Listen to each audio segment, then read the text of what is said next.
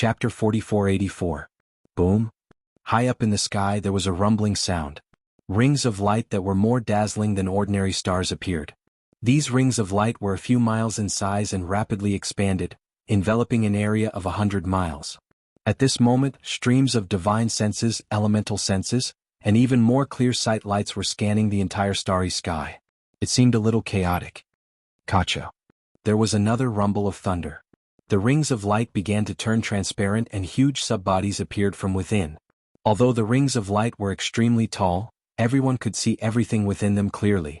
Those subbodies were Murong Jiang, Gongshu Jingye, and the other martial grandmasters who were around the 7th grade of elemental power. These martial grandmasters released their vital energy and condensed it within the rings of light. Layers of confinement fell from the sky like city walls, enveloping the entire starry sky. The messy divine senses and clear sight lights from before were immediately swept away. No one dared to show any recklessness in front of the martial grandmasters. Xiao Hua stood on a star that was slowly rising. He squinted his eyes and looked at the martial grandmasters within the rings of light. The rings of light were huge and there were many martial grandmasters. Xiao Hua scanned with his eyes and knew that there were close to 200 martial grandmasters. This meant that there were close to 200 martial grandmasters who came to Zhai Xinglu to prepare to enter Xingyue Palace. Looking below the rings of light, other than the star that Xiao Hua was sitting on, there were hundreds of other stars that were gradually rising. Every star was filled with flickering silhouettes. There seemed to be more than 10,000 people. When all the stars had fallen below the rings of light, boom, there was another rumbling sound. In the middle of the rings of light, a full moon appeared out of thin air. The moonlight was like water, and a woman with picturesque features and dressed in palace attire flew out like a fairy. This woman was not as beautiful as Princess Baihua, but under the moonlight and starry sky, she had a unique charm. Almost everyone's gaze landed on her face, and they remained silent for a long time. I am Nan Huayua. Greetings to all the seniors. The woman landed and bowed to the martial grandmasters within the rings of light. Under the orders of my palace lord, I am here to help all the martial grandmasters bury the hatchet. Very good. A proud voice sounded from within the halo. Xiao Hua looked over and saw a man with a simple face and thick eyebrows.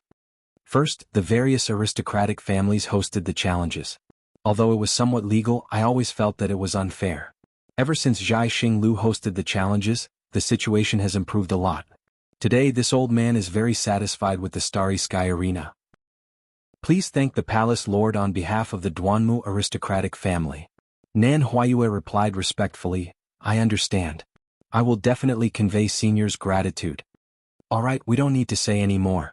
The disciples of the aristocratic families all know the rules of the challenge to bury the hatchet. Before entering the Star Moon Palace, it's good to let these little kids stretch their muscles and bones. Gongshu Jingye opened his mouth, his voice like thunder. Yes, this old man hasn't seen so many aristocratic families' disciples gather together to exchange pointers for many years. I wonder how many outstanding disciples have emerged after so many years. Today I really want to broaden my horizons. A young man in luxurious clothes said with a smile on his face. Duanmu Lianheng raised his head and looked at the man in luxurious clothes opposite him. He said disdainfully, Brother Meng Cheng, this is a challenge to bury the hatchet. It's not a ranking battle for your Meng clan. If you don't have any grudges, there's no need to step forward. Brother Meng's words will cause some unnecessary misunderstandings. If there are some disciples who are as competitive as Brother Meng and want to stand out in this challenge, it will affect our plans to enter the Star Moon Palace. What? Brother Duanmu seems to want to settle the personal grudges between us here? The Meng clan's great grandmaster Meng Cheng did not show any weakness. He smiled and said, although this challenge to bury the hatchet has yet to have a great grandmaster level battle, things in this world have always started from nothing. This Meng is willing to accompany Brother Duanmu to set this precedent. The words of an important figure had always been a necessity in some situations. None of the disciples present took the words of the Meng clan's great grandmaster seriously. The aristocratic families had many complicated relationships, so it was normal for them to casually tease each other. Unfortunately, just as the few great grandmasters from the aristocratic families were smiling, Duanmu Lianheng nodded and said, Good.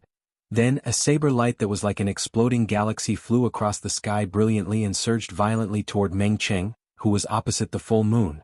Although the entire starry sky was a part of the fragmentary star Cold Moon Great Array, for the sake of the Confucian cultivators of the aristocratic family's challenge, there was no restriction or noble spirit in the starry sky. As the saber light swept past, lines of space cracks were formed, and the endless noble spirit pillar condensed into a phosphorescence that landed on the saber light. The roar completely covered the starry sky, and even the full moon was blown away. Damn it! Meng Qing naturally did not expect Duanmu Lianheng to attack as he pleased. The saber light was already in front of him in the blink of an eye. The cold saber chi treated the halo as nothing and had already landed on Meng Cheng's subbody when Meng Cheng was caught off guard. Tens of thousands of fine lines split open on the subbody, and wisps of true chi flowed out from the fine lines. Meng Cheng did not doubt that if this saber hit him, his subbody would definitely be torn into pieces. Meng Cheng cursed in his heart and roared again, "Break!" Following this roar, Meng Cheng's subbody suddenly trembled, and a faint shadow flashed. The golden light turned into a fist that broke through the air and rushed toward the saber light that was like a river. The shadow had just appeared, but it was just a shadow. It only crossed a few dozen feet in the starry sky. The countless noble spirit pillar was even more vast than the saber light. The roar continuously crashed into the fist, and the armor inscriptions and tricolored clouds within the fist instantly condensed into a huge fist. The patterns on the fist were clear, and each pattern was a mountain. The tricolored clouds also covered the many mountains and rivers. At this time, the inscriptions on the armor also flowed on the surface of the fist, and a strand of human chi was produced like silk. The entire fist was filled with the unique noble spirit of the Meng family. It was like a mountain that blocked the murderous river of stars. Boom! The mountain-like fist collided with the water-like saber light. The water wrapped around the mountainside, and the mountain broke the water flow. In the space not far below Nanhuayue, the attacks of the two grandmasters finally collided. A huge roar sounded, and wisps of lightning actually flashed out. The noble spirit pillar turned into countless tiny vortexes and crazily surged into the starry sky in all directions. Within the lightning, the entire starry sky was shaking. Thousands of explosions were produced everywhere, and the space was torn apart, forming a storm that rushed toward the full moon. Nanhuayue's expression changed greatly. Starlight flashed around her body, and she wanted to escape toward the full moon. However, the noble spirit pillar imprisoned her for dozens of miles around her. Nanhuayue's figure moved a few times, but she couldn't fly out. The wave-like force had already rushed below her. Not only was her palace dress disheveled, even the true energy protecting her body was scattered. At this critical moment, whoosh! The full moon not far from Nanhuayue suddenly bloomed with milky white moonlight. The moonlight was like milk spilling out. Wherever it flowed, all the forces were calmed. Not only did the danger around Nanhuayue disappear instantly, even the space that was torn apart by Duanmu Lianheng and Meng Cheng's attacks disappeared without a trace. When the moonlight filled the entire place, a tranquil and holy aura was slowly born in the nearby starry sky. The entire place was quiet, and there wasn't a trace of the mortal world. Everyone seemed to be intoxicated in the moonlight paradise. Senior Duanmu, Senior Meng. Nanhuayue suppressed her panic and said with a smile, "If the two of you want to participate in the challenge to bury the hatchet, it's naturally possible. However, you still need to report to me. Otherwise, wouldn't it be improper? Haha, we're all boorish people. We've truly disturbed the fairy." Meng Cheng was the first to speak, and he said with a smile, "This old man apologizes to the fairy in person." Hearing Meng Cheng's gentle and refined voice and his lukewarm tone, how could the boorish person he spoke of be himself? He was clearly mocking Duanmu Lianheng. However, Duanmu Lianheng also snorted coldly and didn't reply. Gongshu Jingyi smiled and said, "This old man heard that the Duanmu family was going to put on a good show today, but I didn't expect that the main character wouldn't appear, and Brother Duanmu would actually be a walk-on. This old man really doesn't understand. Are they trying to put on a show of strength? Or does Brother Duanmu really want to spar with Brother Meng Cheng?" Another voice sounded from afar, and he said with a smile, "That's right. If Brother Meng Cheng and Brother Duanmu fight, I'm afraid we'll have two fewer opponents entering the Star Moon Palace. Why wouldn't we be happy? Hurry up, seniors." Nanhuayue pursed her lips and said with a smile, "Duanmu and the two seniors from the Meng family are just joking with me. You don't have to take it seriously. Seniors, if it's possible, can we bury the hatchet and start the challenge now?" "Yes, let's start." Duanmu Lianheng's voice sounded slightly cold. Meng Cheng also smiled and said, "Fairy Nan, please start. We'll listen to Zhai Xing Lu's arrangements from now on." We don't dare. Nanhuayue said respectfully, This junior is only cooperating with the seniors. The real decision is in the hands of the seniors.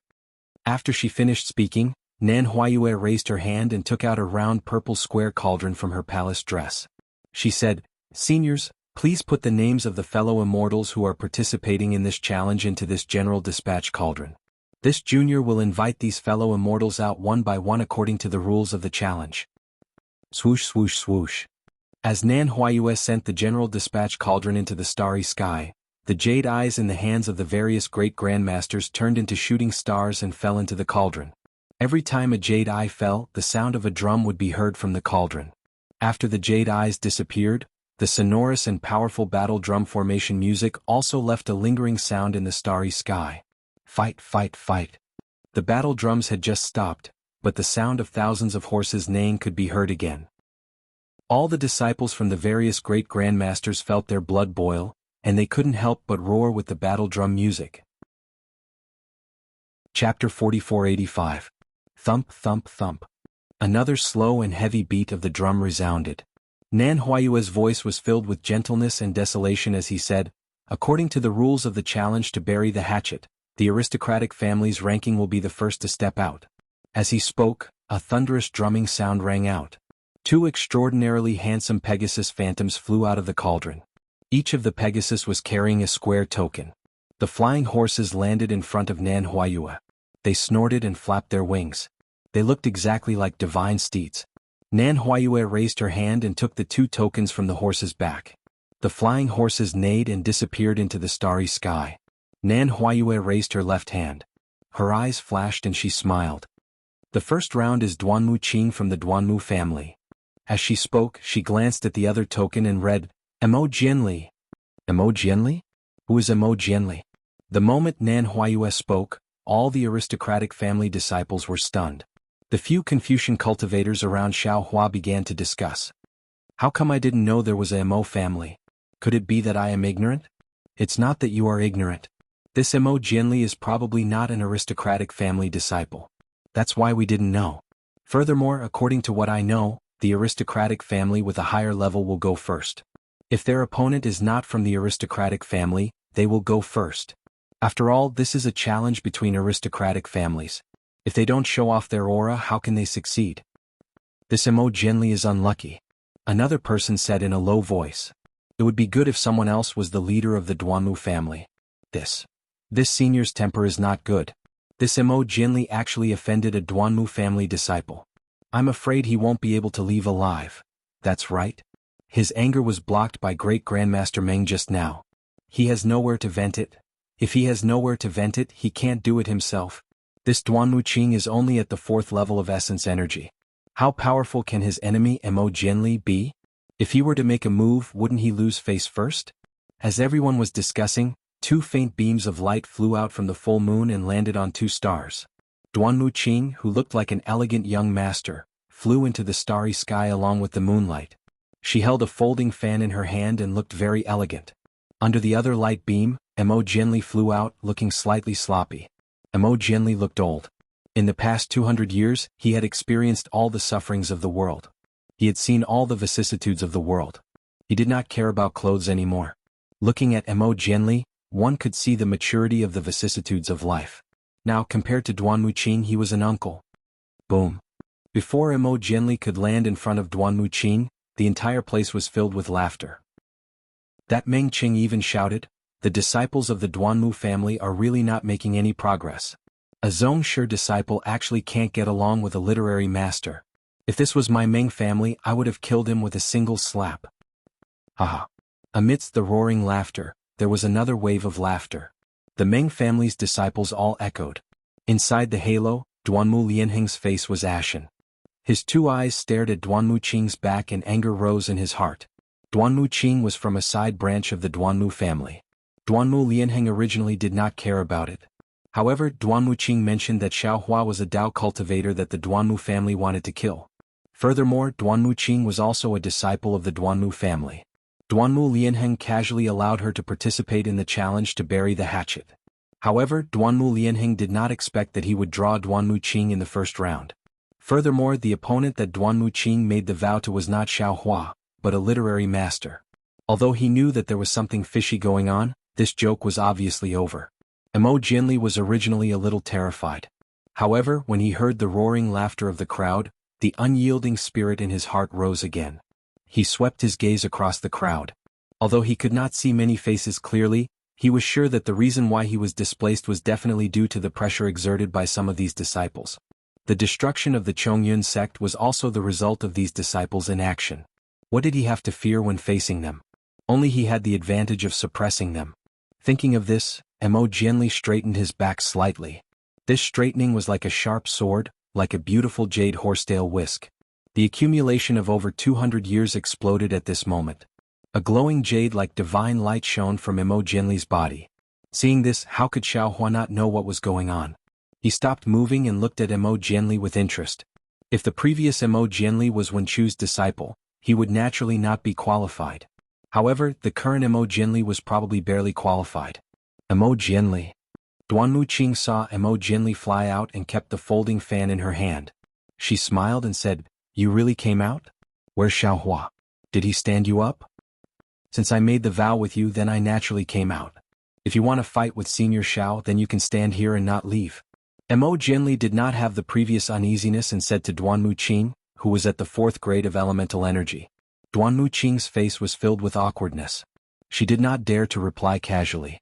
She looked around and did not see Xiaohua's shadow. She said, "If Xiaohua does not dare to come out, you are also not my opponent. How about this, you apologize to me on behalf of Xiaohua and this challenge will end here." "No way." Emo Jianli shook his head and said, "What Senior Xiao did was not wrong. Why should he apologize to you? If we talk about the matter itself, you should be the one apologizing. Of course, since it is a challenge to let bygones be bygones, there is no point in saying all this. I accept the challenge from the aristocratic families." Emo Jianli finished his sentence in one breath.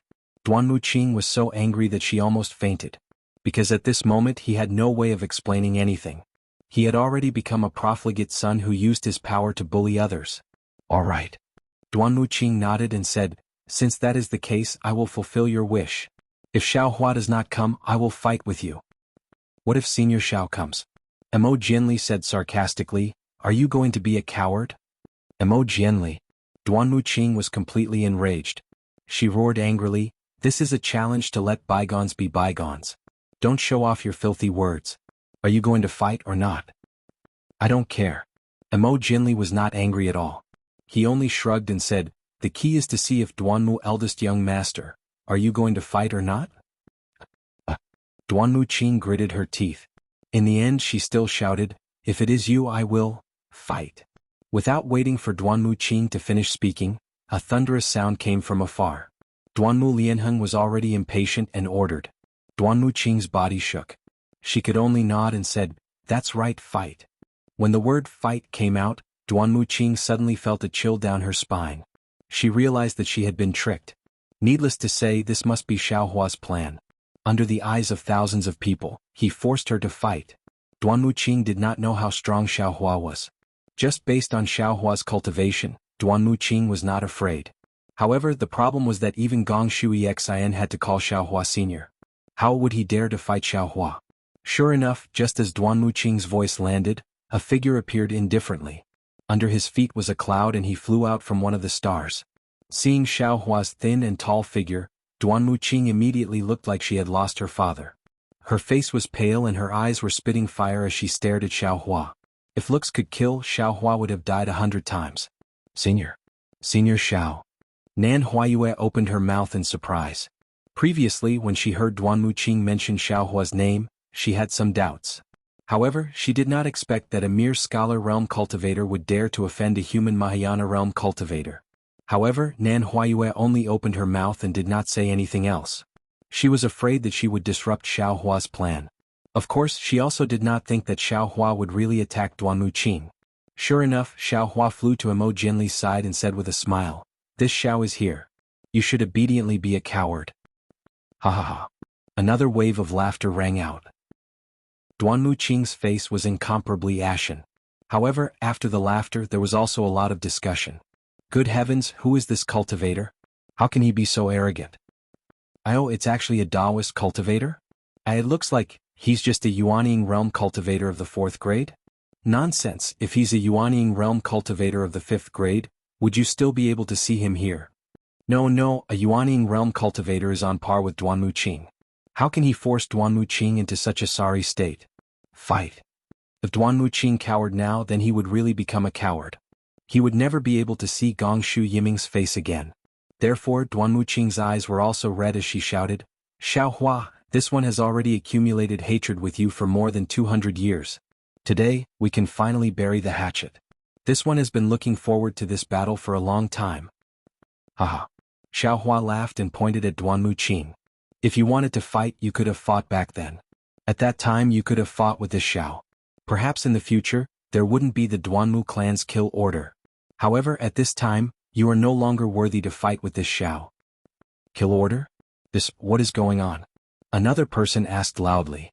Xiaohua did not need to turn his head to know that this was a disciple of the Meng clan. Naturally, there's no need to talk about such filthy things under the moonlight. Xiaohua said with a smile, besides, this Xiao is a person of noble character. I have long forgotten about such things. Ah, good Taoist Xiao. Hearing Xiaohua slander the Duanmu clan, the Meng clan disciple immediately gave Xiaohua a tall hat. Taoist Xiao? Suddenly, a few martial grandmasters sitting in the halo trembled as if they had realized something. They blurted out, Xiao, is it Xiao country's Xiao? Meng Sheng of the Meng clan was the first to realize. He shouted, Xiaohua, don't be afraid. My Meng clan will stand up for you in this battle. What kill order? To actually issue a kill order to Taoist Xiao, whose name shook the entire hidden immortal continent. You don't even have the most basic conscience. What qualifications do you have to sit here and call yourself a Confucian clan? Chapter 4486. Damn it. Duanmu Lianheng cursed a few times. He really did not think so much. Moreover, the kill order was something that happened before the Godfiend blood pool. It had nothing to do with the Xiao Empire later. Thank you for your high opinion of me. Xiaohua smiled and raised his hand to signal to the surroundings. I don't need your help to deal with the Duanmu family. If I need your help in the future, I will definitely ask. Duanmu Lianheng could no longer endure and laughed coldly. I want to see how a Taoist cultivator will deal with my Duanmu family. Duanmu Qing, fight. Yes, the boy knows. Duanmu Qing was forced to do something beyond her ability. She clenched her teeth and said, I would rather die than live in dishonor. You think too highly of yourself. You are just a pile of rubble. Xiaohua said indifferently. You are not worthy enough to fight with me. As he spoke, Xiaohua said to him, O Jianli, come back. Yes, senior. Seeing Xiaohua standing there, looking down on the disciples of the aristocratic families as if they were nothing, Mo Jianli was convinced and flew back to Xiaohua's side.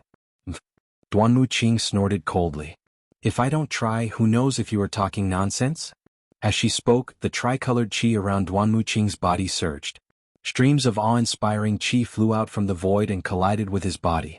A kind of desolation that felt like the wind was blowing and the water was freezing was slowly born. Xiaohua smiled faintly. With a wave of his left hand, the Kunlun mirror appeared.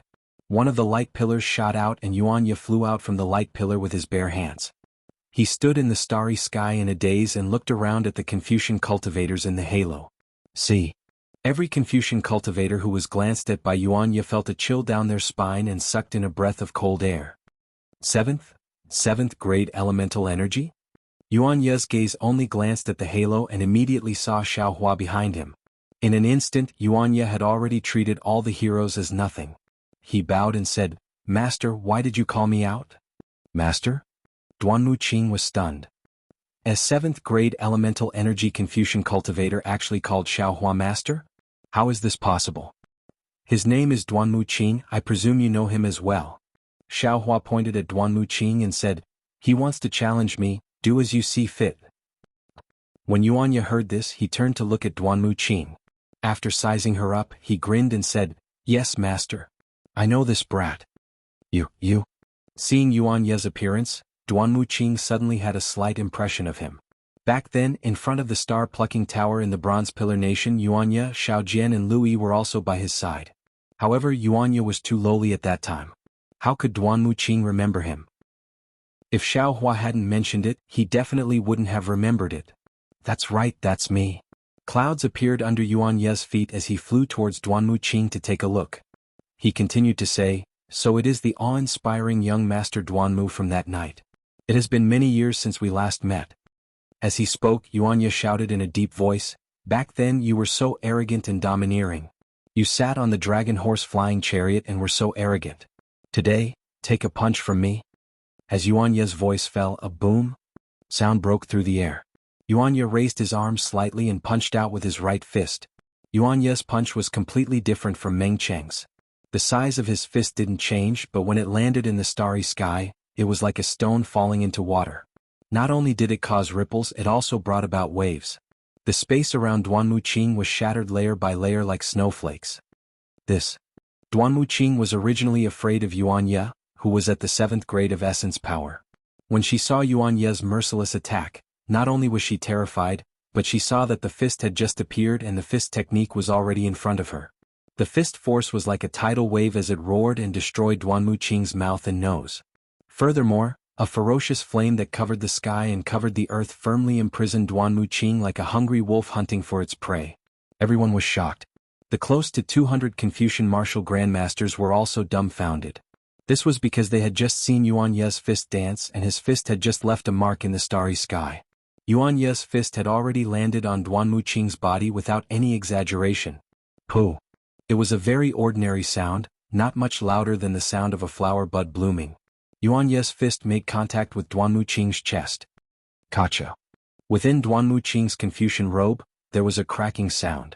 Several rays of light flashed and the Confucian robe turned into butterflies and scattered. At the same time, the treasured armor within the Confucian robe was also shattered into pieces. Not only that, under the treasured armor, pu, the sound of flesh and blood bursting could be heard. Countless amounts of true energy surged out from Duanmu Qing's body. Pooh! There was another muffled sound. Duanmu Qing raised her head and spat out a mouthful of blood. The blood was mixed with a rich three-colored true energy. This true energy and blood actually transformed into a dim jade lotus in midair. However, this jade lotus disappeared in a flash. Duanmu Qing's body was like duckweed as she slowly descended from the starry sky. Damn it! Duanmu Lianheng raised his hand and waved. Just as a ray of cloud was about to fly out, Nan Huayue raised his hand and pointed.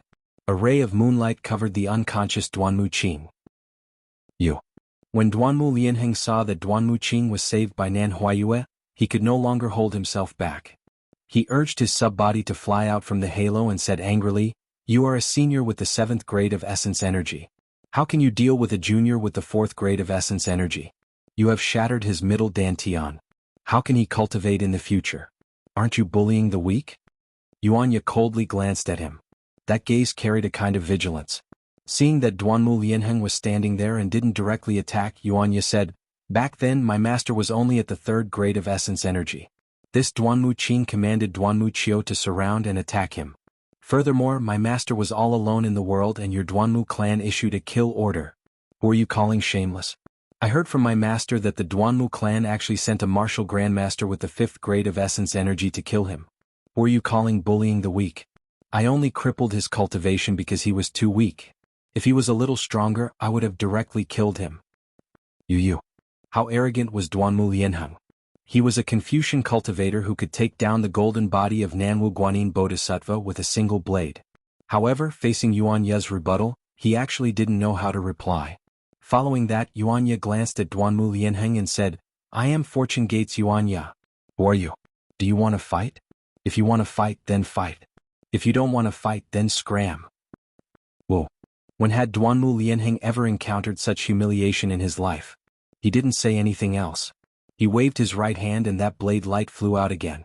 It was like a thunderbolt falling towards Yuan Ye. The space above Yuan Ye's head collapsed bit by bit. "Damned old man, sneak attack again." Meng Qing shouted, "What else can your Duanmu clan do besides sneak attacks?" Who? Seeing that the blade light was about to reach his body, Yuan Ye didn't care at all. He used the ethereal steps and his right hand moved. The Big Dipper divine fist was swung out again. Where the fist landed, the space was also shattered. Spiderweb-like spatial cracks surged out. Ka! In a flash, the fist landed on the blade light. Amidst the sound of metal and stone, the blade light was smashed into pieces by the stone-like fist. A bloodthirsty fist wind passed through the blade intent and directly rushed into Duanmu Lianheng's body. This Dao Gate's cultivator is so powerful. The group of Confucian disciples were shocked, and they all exclaimed in unison, this so-called Fortune Gate disciple Yuanya is able to fight to a draw with Duanmu Lianheng of the Duanmu family, then what about the master he mentioned? Wouldn't he be able to easily take Duanmu Lianheng's life? Not only were the Confucian disciples shocked, even Duanmu Lianheng was shocked once again. This fist wind was filled with blood. If a cultivator hadn't heard of the blood massacre, they definitely wouldn't have such a fist wind. Although Duanmu Lianheng's cultivation seemed to be slightly stronger than Yuanya's, his morale definitely couldn't compare to Yuanya's, who had fought to the death with the Devil Clan. Puff puff puff. Like an explosion, the protective layer around Duanmu Lianheng's body rushed into his body through his hand. Not only did the explosion cause cracks to appear on Duanmu Lianheng's Confucian cultivation, it even created ripples in the nearby starry sky. Senior Duanmu. Before Duanmu Lianheng could circulate his true qi to resist this fist wind, Nan Huayue anxiously said, "You're not in the general dispatching cauldron, so you can't do anything." Duanmu Lianheng hurriedly retreated and took a deep breath. The clouds around his body surged once again, and he barely managed to disperse Yuanya's fist wind. Then he pretended to be innocent and pointed at Yuanya, saying, This senior Yuanya is the disciple designated by Senior Shao, so he's in line with the rules of the challenge to bury the hatchet." Nan Huayue said, "You didn't receive Duanmu Qing's order, so if you want to do anything, you can put in the command talisman again." Alright. How could Duanmu Lianheng show weakness? He narrowed his eyes and said, "I'll challenge this Taoist Shao." Just as Duanmu Lianheng finished speaking, Nan Huayue, Duanmu Lianheng and many other Confucian martial grandmasters shone with a radiance. Nan Huayue was startled. She raised her hand and picked up a jade pendant. Her clear gaze fell upon it, and a surprised expression appeared on her face. After a moment she said, "Seniors, the Tower Lord has sent a message that the Xianhuang command talisman is going to update the Xianhuang proclamation. Junior remembers that all the seniors have bid for the Xianhuang proclamation from Maijai Xinglu. Presumably, it was the Tower Lord who sent the message to all of you. If it's possible, Junior will announce the Xianhuang proclamation here?" "Alright." Meng Qing clapped his hands and smiled. "After reading the Xianhuang proclamation, we'll see how Duanmu Lianheng sneak attacks Taoist Shao." "Shut up." Duanmu Lianheng roared. "Meng Qing, if you're not convinced, you can come down and fight." "Can you wait until this old man comes down?" Meng Qing smiled and said, "You'd better think about how to deal with this Fortune Gate's disciple after the Xianhuang proclamation is updated. If there are no objections, Junior will announce the new Xianhuang proclamation on behalf of Maijai Xinglu." Nan Huayue looked at everyone and asked. Chapter 4487. Quick, quick, quick. Gongshu Jingyi said with a smile, "I want to see who will become an influential figure in the Taoist sect in a few years." Hearing that the Xianhuang token had updated the Xianhuang proclamation, all the Confucian cultivators were in high spirits. They all looked at Nan Huayue with wide eyes. After all, the Xianhuang proclamation was not only a hunting list, but also a huge gamble with the three continents as a plate. All the Confucian cultivators wanted to get some excitement from the Xianhuang proclamation. However, when everyone's gaze fell on Nan Huayue, his face turned red again. He seemed to be embarrassed as he said, "Seniors, I have a small condition. Speak quickly." Duanmu Lianheng scolded impatiently. Meng Qing said coldly, "Brother Duanmu, why are you so rude? As the representative of the Duanmu family, even if you can't have tender feelings for the fairer sex, I'm afraid you can't scold a young girl, right? Can't you see that she's embarrassed before she even speaks?" Damn it. Duanmu Lianheng's eyes overflowed with brilliance as he looked at Meng Qing. His tone was filled with anger. However, he only cursed inwardly. He glanced at Yuanya from the corner of his eyes and suppressed his anger. "I know that seniors have already bid for the Xianhuang proclamation." Nan Huayue smiled apologetically. "However, the Xianhuang proclamation will be transmitted to the Thousand Demons Sacred Realm after it's published on the hidden immortal continent. Just now, the Tower Master sent a message saying that if we want to publish it together with the hidden immortal continent, it will cost a lot of origin stones. If seniors want to see it now, please, take out 50% of the origin stones." "I'm sorry, seniors." "Damn it, isn't this raising the price?" Murong Jiang cursed in a low voice. Gongshu Jingyi pondered for a moment and said, "Miss Nan, your Tower Master is right. If we use ordinary methods to obtain the Shenhuang proclamation, it won't cost too much even in the Thousand Demons Sacred Realm. However, there will be a long delay. Now that we want to obtain the Shenhuang proclamation in both the Thousand Demons Sacred Realm and the Hidden Immortal Continent, I'm afraid we'll have to use some secret formations of the Star-Picking Tower. Even my Gongshu family doesn't have such a secret formation in the Thousand Demons Sacred Realm. Of course, my Gongshu family also knows how difficult it is to construct the Shenhuang proclamation. It's worth it to spend some origin stones. Fine, my Gongshu family is willing to take out these primordial stones. As he spoke, Gongshu Jingyi sent a voice transmission to a star in the distance. A disciple of the Gongshu family flew over with the yin-yang bracelet and handed it to Nan Huayue. Nan Huayue released his divine perception to take a look before carefully withdrawing it. He bowed and said, "Many thanks to Senior Gongshu. You are the one who empathizes with Zhai Xinglu's hard work."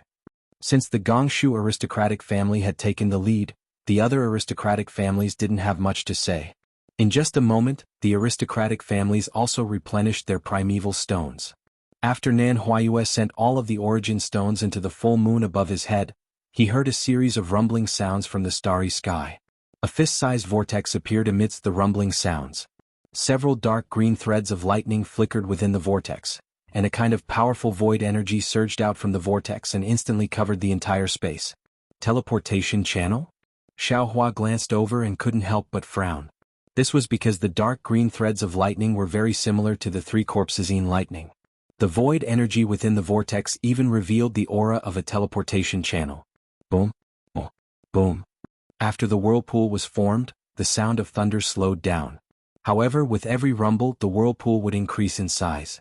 In less than half a cup of tea's time, the space above the full moon was enveloped by the whirlpool. At this time, the vortexes overlapped and became heavier like rotating stars. An incomparably vast aura came from the vortexes, and between the vortexes, the strands of lightning that were like hair before were now like horned dragons. These lightning bolts were connected to different vortexes, and as they flickered, they seemed to have the power to destroy the world. Other great masters might not have felt anything, but Gongshu Jingye's eyes flashed with silver moon pupils, and his face showed astonishment. The Gongshu family had always been famous for their arrays, and Gongshu Jingyi was also an array master. However, he had never seen the Gongshu family build such a huge defensive array. Moreover, in his silver moon pupils, he didn't see any trace of a defensive array at all. He didn't even see the Dharma power of an ordinary Taoist array. No wonder Zhai Xinglu is so powerful. Gongshu Jingyi thought to himself in surprise. Just from this inexplicable array I can see how extraordinary Zhai Xinglu is from one side. Not to mention my Gongshu family, even the four great families might not be able to build such an array in the Thousand Demons Sacred Realm to directly receive the news of the Shenhuang token updating the Shenhuang list, right? Gongshu Jingyi was surprised, and so were the other great masters of Confucian cultivation. The disciples of Confucian cultivation who were on many stars were already drunk. Previously, everyone thought Zhai Xinglu was taking advantage of the situation and wanted to collect more vitality stones. However, when they saw such a huge array for the purpose of sending messages, none of them felt that the vitality stones they had spent before were in vain. Boom, boom, boom. Just as everyone was waiting, the vortexes of different sizes roared again. Bolts of 5 chi righteous thunder and lightning bolts of 5 chi righteous thunder and lightning bolts fell. Inscription chains scattered after the lightning bolts, striking the starry sky like a heavenly punishment. Under the lightning bolts and inscription chains, thousands of immortal palace wills rushed over like thousands of galloping horses. The space under the vortexes was swept clean, leaving only the awe-inspiring chi. Then waves of green water rushed in. The green water carried the immortal palace's string music. Under the cover of the water, immortal beasts and birds, as well as immortal palace pavilions and beautiful immortal palace buildings, appeared. Many disciples of Confucian cultivation families were mesmerized. Roar. Just as everyone was mesmerized, a dragon's roar sounded. The tens of thousands of palaces shattered, and thousands of hectares of greenery collapsed. A huge black dragon flew out of the debris. When the black dragon rushed high into the sky, roar! Another tiger's roar sounded, and an earthy yellow tiger roared out. The dragon soared and the tiger leaped. Kacha. The 5 chi righteous thunder struck out of nowhere, and the black dragon turned into a black list. The list was faintly surrounded by dragon shapes.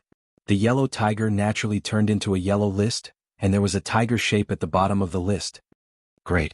Dozens of disciples of Confucian cultivation families on the stars couldn't help but cheer. This awe-inspiring chi was the Immortal Palace's chi, righteous chi. Boom, boom. Before the disciples could cheer, two more thunderbolts struck the top of the two lists.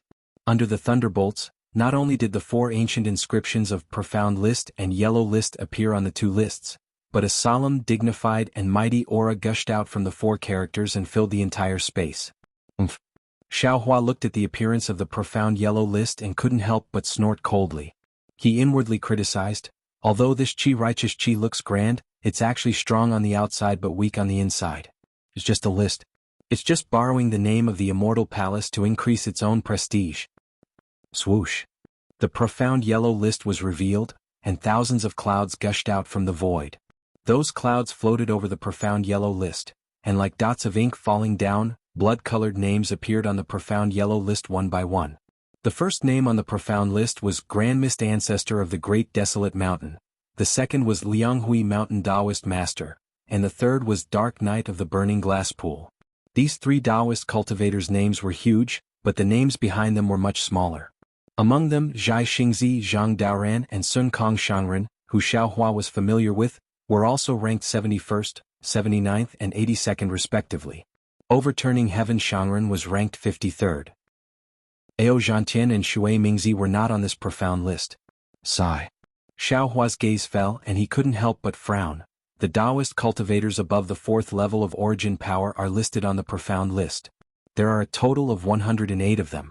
So many cultivators above the spirit-severing stage, how come I don't know so many of them? It seems like the hidden immortal continent is really full of hidden dragons and crouching tigers.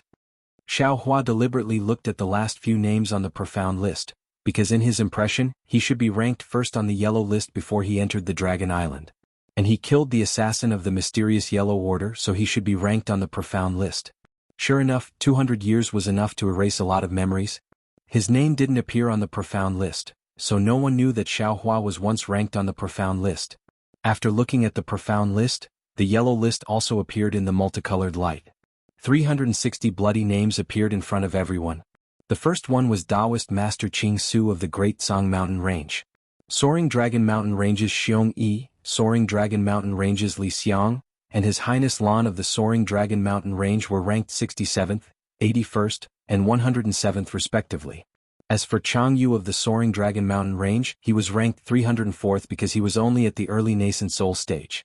Xian Ping, Su Tingzi, and the others were not on the profound list. Xiaohua had seen the other Taoist cultivators on the Yaotai Mountain before, but Xiaohua didn't know most of them. After the multicolored light faded, the profound list and the yellow list gradually returned to normal. Those bloody names seemed like a mocking smile, and even more so, it seemed like they were looking at the numerous Confucian cultivators with desolate eyes. Murong Jiang, who was in the distant halo, asked in a low voice, "This old man remembers that Xiaohua was ranked last on the previous profound list. Why is there no trace of him here?" "I'll let Senior Murong know." Nan Huayue said in a low voice. Junior checked the profound list before. Senior Xiao was once on the yellow list and later on he was ranked on the profound list. Then for some unknown reason he disappeared again. Xiaohua. I remember now, isn't he that Taoist cultivator who was suppressed in by Qingyu some time ago? Another great grandmaster from a Confucian family asked curiously, since he has been suppressed, he will naturally disappear from the profound board. That Confucian martial grandmaster naturally said what the majority of the Confucian cultivators were thinking. The entire halo once again returned to normal. Everyone seemed to be pondering why Xiaohua suddenly left by Qingyu, and also seemed to be waiting for the profound list to be updated. Chapter 4488. Rumble. Thunderous sounds were heard again from the huge whirlpool that enveloped the space. Then the chains of Ming Lu swayed wantonly in the whirlpool like a horned dragon. A feeling that Ming Lu couldn't escape arose from the bottom of everyone's heart. Whoa! Amidst the rumbling, the 9-colored clouds surged out. Suddenly, a strange whistling sound came from the clouds. The clouds shrunk rapidly, and a bloody light appeared in the vortex. A meteor that was several feet long flew out from the vortex. This meteor had a bloody tail and crashed into the yellow board at lightning speed. Kacha! A crisp sound was heard. The name of the last name on the yellow board was smashed into pieces. A red light flashed, and a large word that looked like it was written with a bloody brush appeared. Fortune Gates Lu Peng. Fortune Gate? A Confucian cultivator said strangely, since when did the mysterious yellow board put a bounty on the disciples of our Confucian sects? Isn't this nonsense? Not necessarily. Another Confucian cultivator frowned and said, maybe it's a Taoist sect? Brother Sidhu, are you confused? Since when did our hidden immortal continent have a Taoist sect? Of course there isn't one on the hidden immortal continent, but it doesn't mean there isn't one in the Pure Land, right?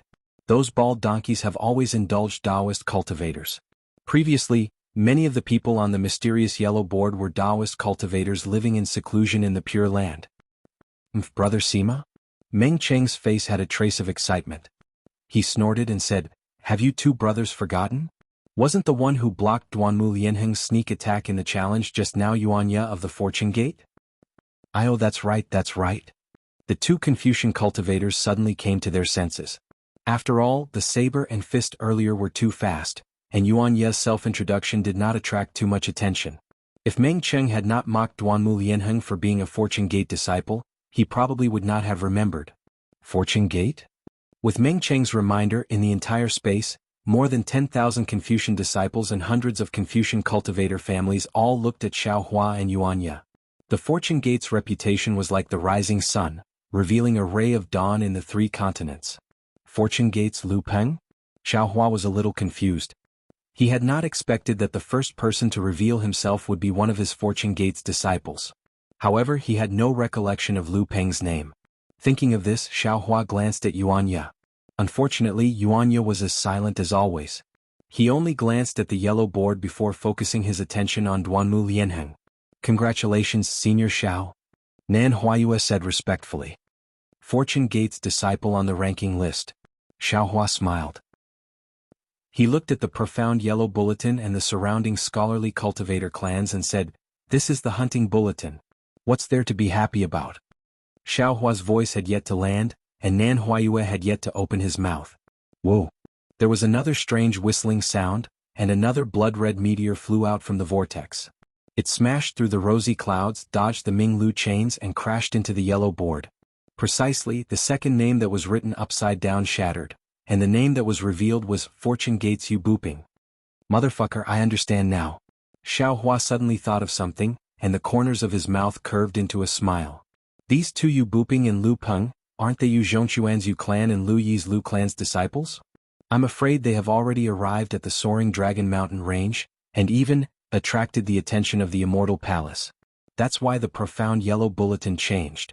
Seeing this, Meng Cheng asked curiously, what's going on? Why are there two Fortune Gates disciples in succession? This profound yellow bulletin, is there something wrong with it? Then he turned to Nan Huayue and asked, Miss Nan, your star-picking tower's defensive formation is fine, right? Nan Huayue said proudly, Senior Meng, please rest assured. Even if there is something wrong with the profound yellow bulletin, my star-picking tower's defensive formation is absolutely fine. Woo! Before Nan Huayue's voice fell, another violent gust of wind came from the whirlpool. This gust of wind was so sharp that not only did it suppress Nan Huayue's voice, but it also filled the entire space. Then dozens of blood-red meteors flew out one after another, crazily slamming into the profound yellow bulletin. The entire profound yellow bulletin was distorted, and even Huang Hu, who was below the profound yellow bulletin, let out a mournful wail. Kacha! Kacha! Bursts of cracks appeared on the profound yellow bulletin like beans being fried. One by one, the blood-red names were shattered, and brand new names appeared on the profound yellow bulletin. Although these names were different, they all had the words Fortune Gate in front of their heads. Whoa! Everyone was shocked, and a burst of screams that were crazier than the howling of the wind rang out. It actually suppressed the sound of the meteors crashing into the profound yellow bulletin. How is this possible? How is this possible? How is this possible? A Tao cultivation sect actually has so many disciples on the profound yellow bulletin? How is this still called the profound yellow bulletin? Just call it the bounty bulletin. There's definitely something wrong with the profound yellow bulletin. How can it update so many profound yellow bulletin boards at once? Where did this Fortune Gate come from? How come I've never heard of it before? How can they have so many disciples? Woo woo! The crowd exclaimed. The shouts and doubts did not stop. The second wave of wind whistling was heard. The entire whirlpool in the sky turned crimson red. Hundreds of crimson stars flew down again. They collided with the yellow board even more violently than before. The entire yellow board flickered continuously. It was shaking violently as if it was about to collapse. "Oh!" everyone exclaimed again. On the profound yellow bulletin, between the 200th and the 300th, it was completely occupied by the names of the Fortune Gate's disciples. There were no other Tao Cultivation sect's disciples at all. 160 disciples. Gongshu Jingyi was a little dumbfounded. He stole a glance at Xiaohua, who looked calm in the sky, and murmured in a low voice, "Even if they're all gold core realm cultivators, this Fortune Gate is really terrifying." How could other Confucian cultivators not think so when Gongshu Jingyi thought so? They all looked at Xiaohua doubtfully, thinking about how to quickly report this matter to the sect. Unfortunately, their imagination was still too shallow. Just as they were thinking about how to deal with the Fortune Gate, another round of meteor shower unexpectedly came. Boom, boom, boom. The profound yellow bulletin was once again smashed into pieces by this meteor shower. One by one, the shining names on the profound yellow bulletin refreshed from the 100th to the 200th. What also made the tens of thousands of Confucian cultivators dumbfounded was that these names still carried the brilliance of the Fortune Gate. Boom. All the disciples present went crazy. Gongshu Exn screamed at Gongshu Yiming, "Sister, am I dreaming? What is going on? Is the world going to be rewritten?" "I don't know." Gongshu Yiming also stuttered. Now she was also confused. Looking at the shining stars on the profound yellow bulletin, and then looking at the tall and thin figure under the moonlight, and then thinking about what Xiaohua said to her before, she had already lost her mind. Damn it. Murong Tsungyun's beautiful face also lost its color. At this time, how could she not know what was going on? Not only did she regret that she thought herself clever, but she also regretted that she didn't catch this little cultivator with infinite potential. 260 disciples. Murong Zhang's face was ashen and he whispered, "Even if they are all Golden Core disciples, it is definitely the biggest sect in the last 100,000 years." Unfortunately, Murong Zhang's heart was very clear that he was just deceiving himself. If it were only Golden Core disciples, the Profound Yellow Order wouldn't have sent them to the Profound Yellow Bulletin. Among the 260 disciples of the Fortune Gate, at least half of them were nascent soul disciples. In other words, the Fortune Gate had a total of 130 nascent soul disciples. This was absolutely beyond Murong Zhang's imagination. However, there was only more astonishment but no more astonishment. Today was destined to shock the Profound Yellow Order, the Immortal Palace, the entire hidden Immortal Continent, and all the scholarly families. Woo! Nearly 100 red meteors flew out. This time, although the number of Fortune Gate's disciples was less than 100, these 100 people once again disrupted the top 100 rankings of the Yellow Bulletin. The Great Song Mountain's Taoist master Qing Su, who was originally the first on the Yellow Bulletin, was suddenly pushed down to the 90th place. Li Xiang, Xiong Yi and Prince Lan, who were previously on the Soaring Dragon Mountain range, were now on the Fortune Gate. Chang Yu's name disappeared, and the other 100 or so names of the other Taoist disciples were also smashed into powder. Xiong Yi, Prince Lan, and Li Xiang were now in the top 3 of the Yellow Bulletin. "Oh, that's good." An unknown scholarly cultivator slightly breathed a sigh of relief and said, "This old man remembers that Xiong Yi's cultivation is only at the mid-nascent soul stage. Although some of these Fortune Gate's disciples are already at the nascent soul stage, they have just stepped into the nascent soul stage. Even if they are only at the early nascent soul stage, there are 300 nascent soul disciples. Isn't this too terrifying?" Another scholarly cultivator said. Meng Cheng's face revealed an indescribable expression as he coldly said, "Two brothers, this old man doesn't know what cultivation Xiong Yi is at, but this old man knows that the Taoist master Qing Su is already at the late nascent soul stage.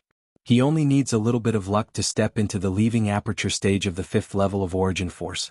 How can he be ranked at the 90th place?" "So," Murong Jiang said in a deep voice, "are the 80 Fortune Gate's disciples in front of Taoist master Qing Su all at the late nascent soul stage?" Murong Jiang's gaze swept over Xiaohua. He knew that if he directly asked Xiaohua, he would naturally know the answer. Unfortunately, he had already seen Xiaohua's gradually revealing ferocity. Not to mention him, even if all the scholarly cultivators present stood up and asked Xiaohua a question, who would dare to say a word? "This old man knows." Gongshu Jingye said, "Because Xiong Yi, Li Xiang and Prince Lan are the Fortune Gate's commanders, they are ranked at the very front. How much does the fortune gate occupy on the yellow bulletin? Duanmu Lianheng asked in a daze. Chapter 4489.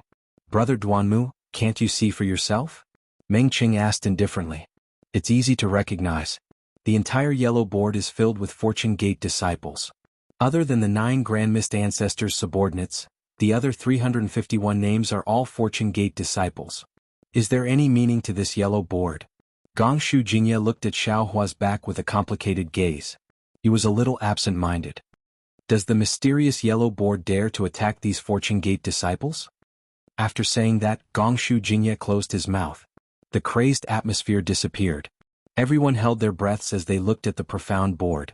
The vortex in the sky was spinning more and more violently. The inside of the vortex was like a lightning pool, with thousands of lightning bolts wreaking havoc, and thousands of chains dancing in the air. It's coming, it's coming. An excited female disciple screamed, pointing at one of the outer vortexes. Sure enough, there was a black star that was much bigger than before. This black star was in the shape of a dragon, and the starlight trailing behind it was like a dragon's tail. Boom.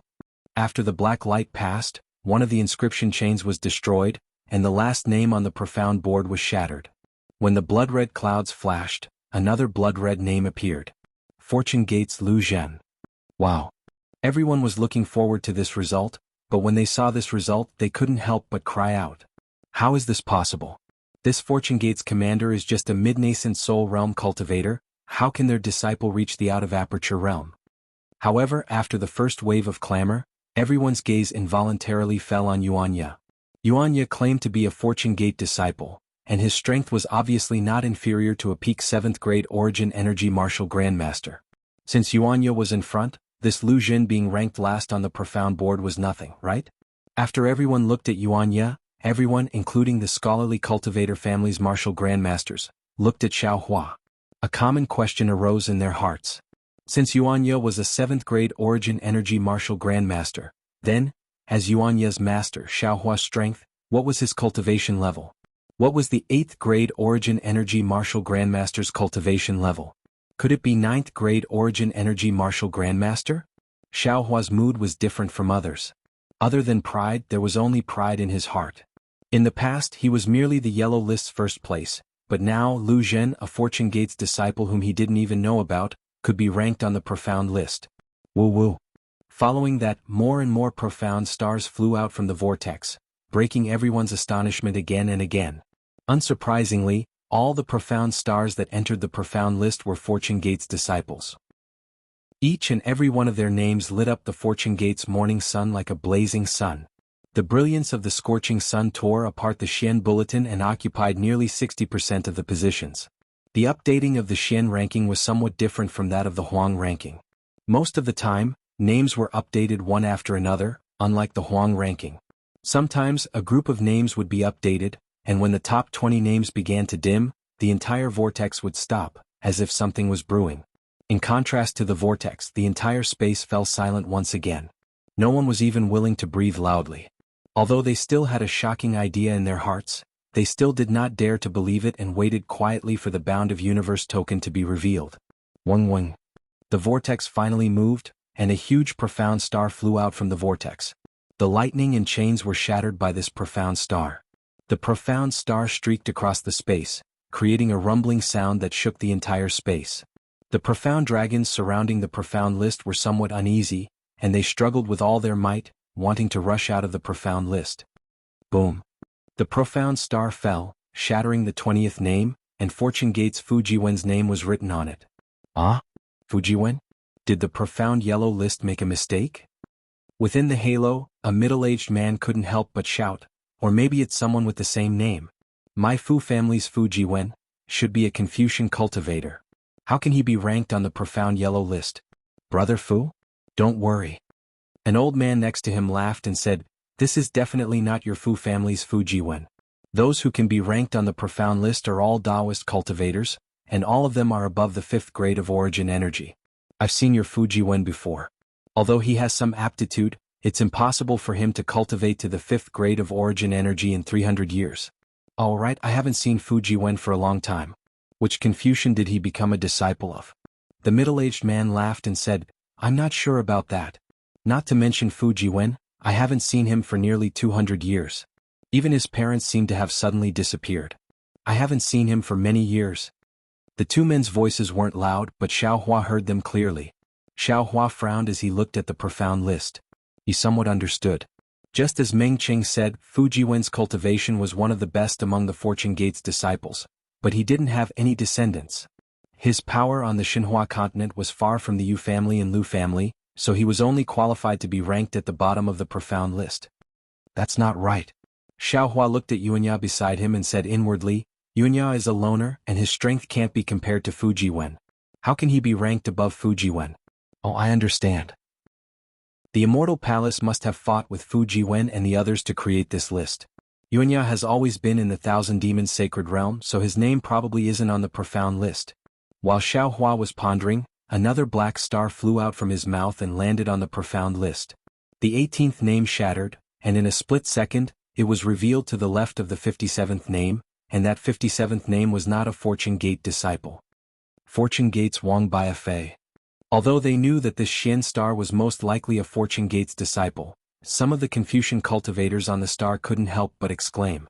Even star-picking Lu's Nanhuayue stole a glance at Xiaohua and asked in a low voice, Senior Xiao, are these two seniors really your disciples? Xiaohua didn't hide anything and nodded. He then looked at Mo Jianli and said with a smile, They're the same as Mo Jianli, but this old man hasn't mentioned it to him yet, so I don't know if he's willing.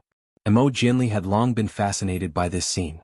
He really couldn't believe that the Dao Gates cultivator, who was only a low 4th-grade origin Qi cultivator, was now the sect master of a Dao Gates sect. Moreover, this Dao Gates disciple had almost completely refreshed the profound yellow list that the Confucian cultivators were so proud of. What was even more unbelievable was that he had actually become a member of this terrifying sect. Now that he heard Xiaohua mention him, Mo Jianli hurriedly bowed and said, Senior's gift really makes this junior fearful. It's this junior's honor to be able to enter the Fortune Gate. Good. Xiaohua nodded. As long as you're willing, this profound yellow list will have your name on it sooner or later. Nan Huayue pursed her lips and said with a smile, Senior Xiao, you've said before that this profound yellow list is the Confucian cultivators' hunting list. What's there to be proud of about being on this list? Xiaohua's eyes were like stars as he looked at the profound yellow list high in the sky and said with a smile, That was in the past. Today my Fortune Gates disciple is on the profound yellow list. In the future this profound yellow list will become the heroes list of the 3 continents. Xiaohua's words were quite heroic.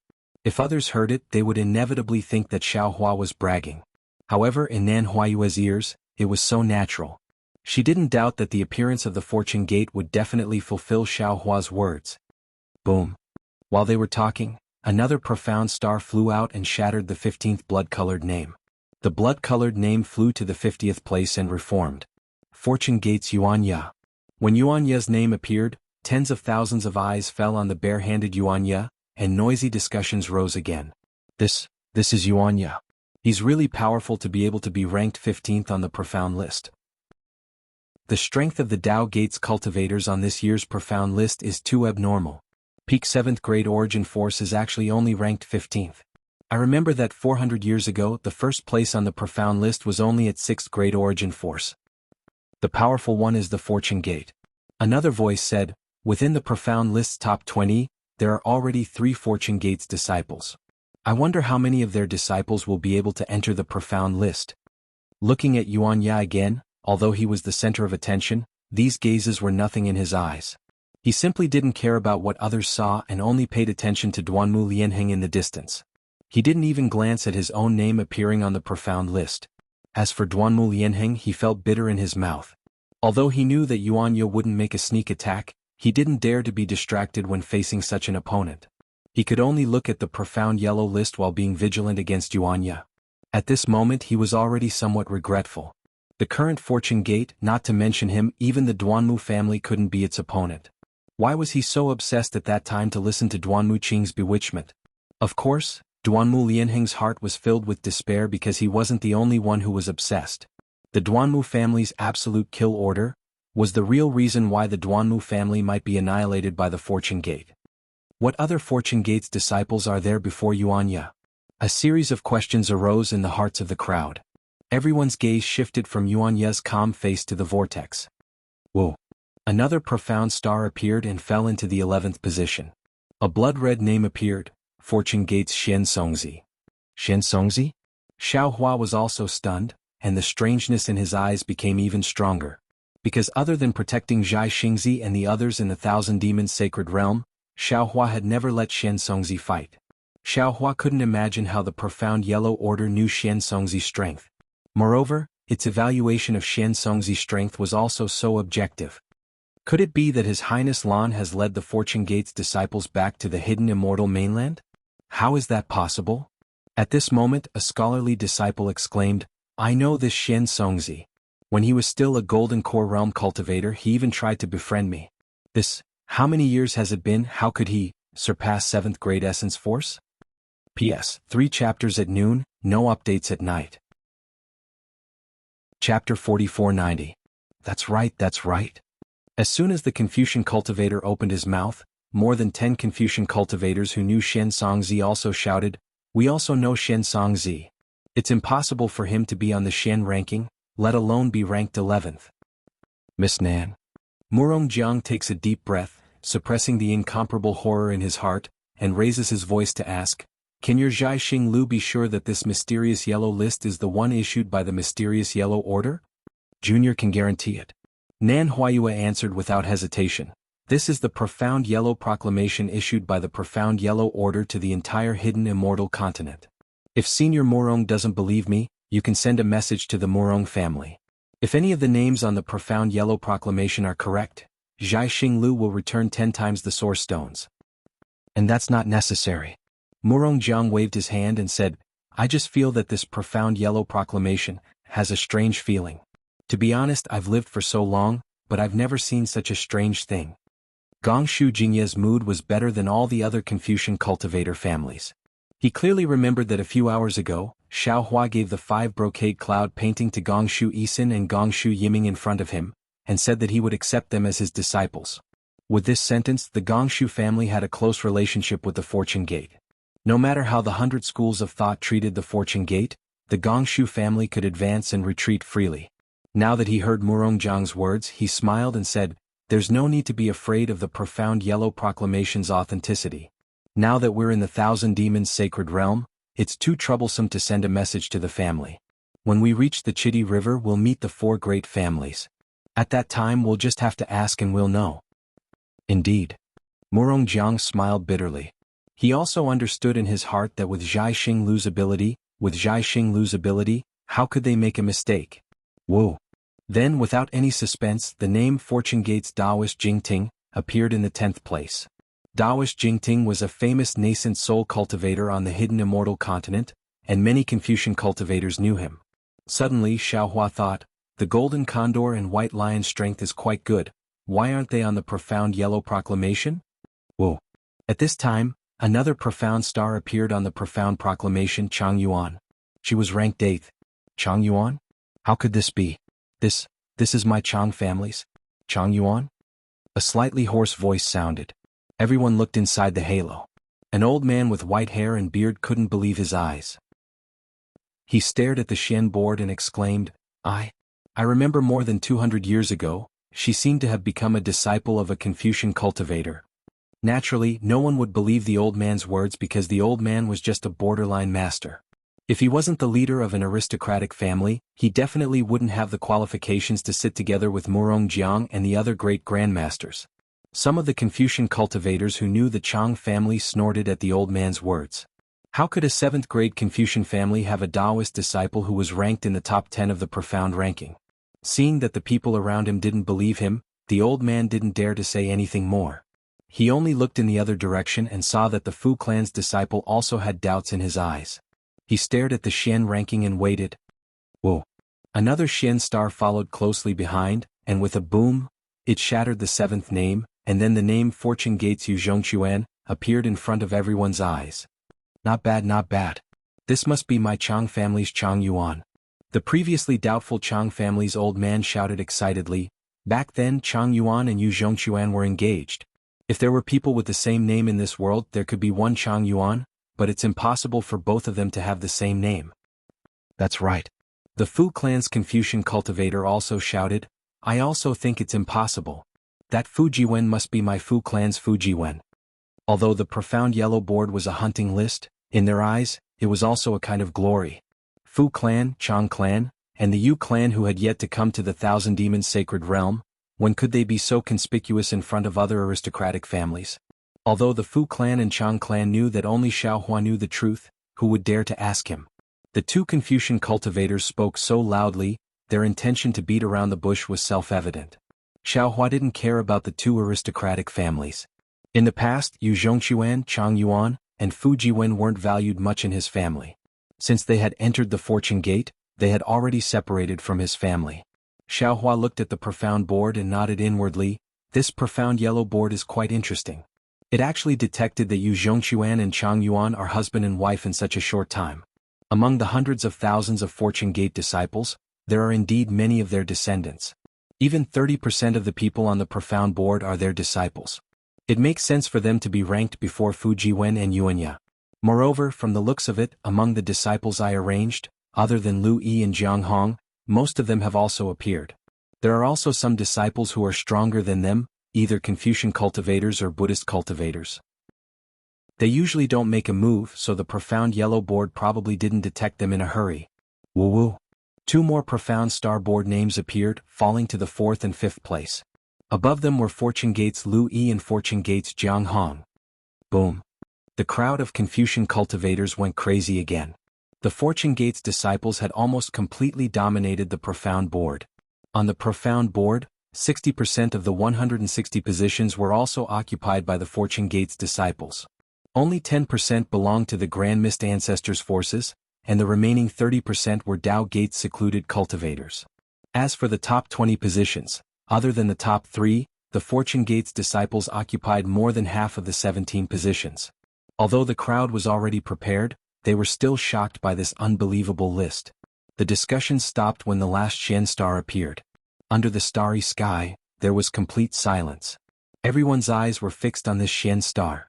Although this Shen star didn't look any different from the other Shen stars, when it fell into the vortex, it was extremely heavy. It was as if the arrival of this profound star signified the arrival of an era, and the fall of this profound star signified the end of an era. The profound star shot straight to the top of the profound board, and there was no surprise. Tens of thousands of pairs of eyes lit up as they wanted to witness this moment. Boom. With a loud rumble, the profound board shone brightly, and the color of blood overflowed. The words Fortune Gates Xiaohua appeared at the top of the profound board. Whether it was the Great Desolate Mountains Grand Mist Ancestor, Lianghui Ridge's Taoist rider, or even the Burning Glaze Pools in Yezi, all of them turned into fragments and moved to the bottom of the profound board. Profound board's first place. It's really the profound board's first place. Murong Jiang blurted out. So, Taoist Xiao actually has this kind of strength? Gongshu Jingyi growled. Taoist Xiao actually surpassed the legendary Grand Mist Ancestor? Could it be that his strength is even more powerful than the Grand Mist Ancestor? Meng Cheng explained with a smile. Taoist Xiao may not be as strong as the Grand Mist Ancestor, but his fortune gate is too powerful, so he occupies the first place of the profound board. Boom boom boom. While everyone was discussing, a loud rumble of thunder came from the profound board. The profound board, which was originally overflowing with auspicious qi and covered by rosy clouds, suddenly burst open. Strands of golden light shot out like spider silk towards the 5 words Fortune Gates Xiaohua. As soon as the golden light appeared, the 5 words immediately shattered. Every stroke of the 5 inscriptions turned into dozens of thunderbolts, and with overwhelming power, they rushed towards the whirlpool. Wherever the thunderbolts passed, whether it was the 5 qi righteous lightning or the inscription chains, everything was swept away. When the thunderbolts fell into the whirlpool, the entire whirlpool collapsed.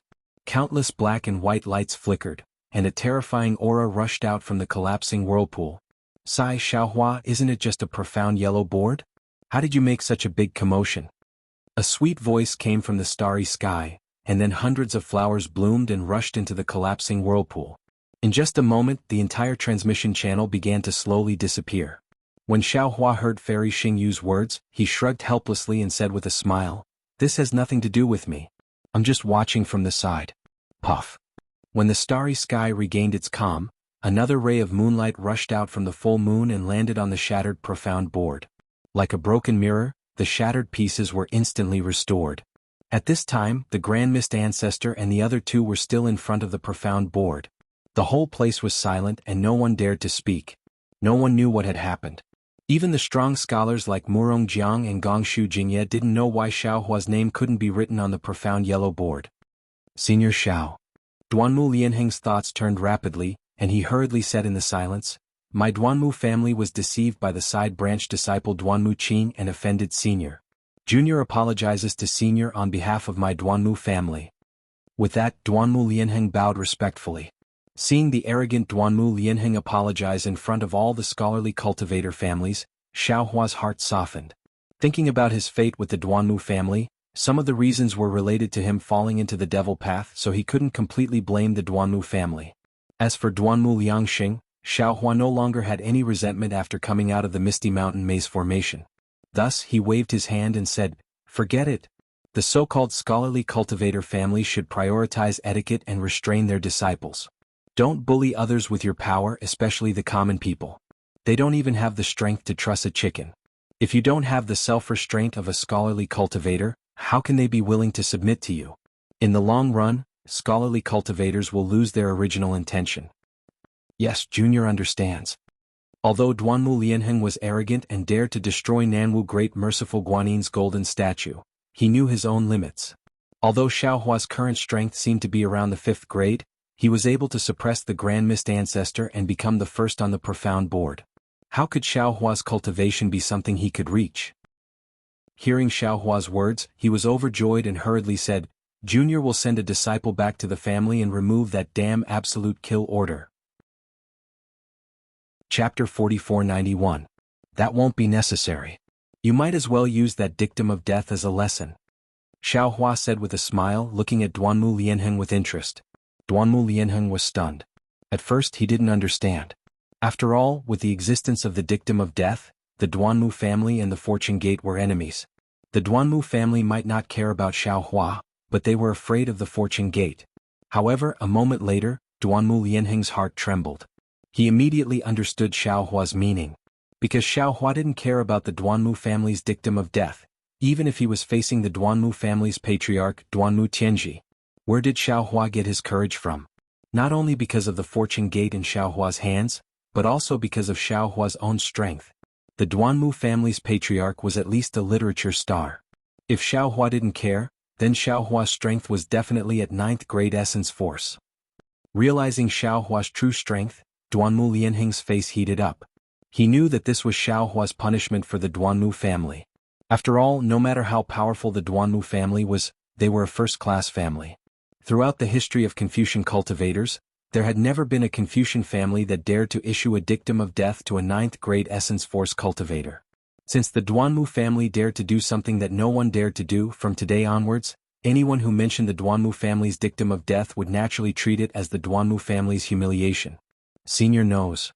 Duanmu Lianheng said respectfully, "Junior doesn't dare to make a decision on this matter. After we reach the Star Moon Palace, Junior will ask the Patriarch to personally make a decision." All right. Xiaohua had no intention of arguing with Duanmu Lianheng and casually waved his hand. "Many thanks, Senior." Duanmu Lianheng hurriedly retreated, not daring to say anything more. As for Duanmu Qing, whose dantian had already been shattered by Yuanya, needless to say, the Duanmu family definitely wouldn't dare to let her live. "Senior." Duanmu Lianheng had just retreated when Murong Jiang flew out again. He bowed and said, "This junior also offended you that day. Since Brother Duanmu has asked for forgiveness, this junior will also ask for forgiveness." In Xiaohua's eyes, Duanmu Lianheng and Murong Jiang were slightly different. Xiaohua didn't like Murong Jiang's schemes. He glanced at Yuanya. He said, "Yeah, give him a punch his teeth. Don't kill him." "Yes, master."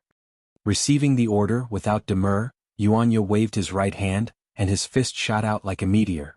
Murong Jiang knew that this was the end of the karma of the day when he had punched Xiaohua in front of the god and devil's blood pool. He was secretly happy in his heart, and hastily urged his true qi to resist. Boom! Yuanya's fist hit Murong Jiang and a soft rumbling sound was heard. Although Murong Jiang had already resisted, but his defensive Jin Qi was still crushed by the fist with irresistible force. A strange aura, which seemed to be the nemesis of righteous Qi, invaded Murong Jiang's body.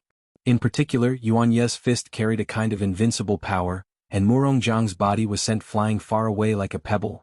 A moment later, Murong Jiang's complexion turned pale, and he flew back in a somewhat sorry state. Xiao Hua nodded and said, "The grudges between you and me can be considered settled. There's no need to mention it again in the future. However, this Xiao still wants to remind you that no one in this world is much smarter than another. You might be able to scheme for a while, but you won't be able to scheme for a lifetime. Any scheme will be exposed sooner or later." Yes, this junior understands. Murong Jiang didn't dare to say too much. While suppressing his injuries, he replied, "All right, Miss Nan." Xiao Hua turned to Nan Huayue and said, "This Xiao is going to see the palace master. Send me there." "Senior, please." Nan Huayue respectfully raised her hand and pointed. The full moon once again overflowed with moonlight. Xiao Hua nodded and said to Emo Jianli, "You and Yuan Ye, come with this old man." "Yes, senior." Emo Jianli respectfully replied, but Yuan Ye didn't utter a word. He followed Xiao Hua into the full moon, and when Emo Jianli also stepped into the full moon, the entire challenge starry sky suddenly became a boiling cauldron of voices. All the Confucian cultivators had gone crazy. They all talked at once and everyone had a kind of excitement. That's right. How many Confucian cultivators on the hidden immortal continent could see such a grand scene with their own eyes? Not to mention the Confucian cultivators of the star-picking tower, even the entire hidden immortal continent went crazy. Today's update of the mysterious yellow list was a special event for the Fortune Gates disciples. The Fortune Gates disciples were like stars, illuminating the entire hidden immortal continent. After the time it took to eat a meal, the entire space gradually calmed down. Nan Huayue said with a smile on her face, "Seniors, let bygones be bygones. The challenge starry sky is just a competition. There are many more to come." Sigh.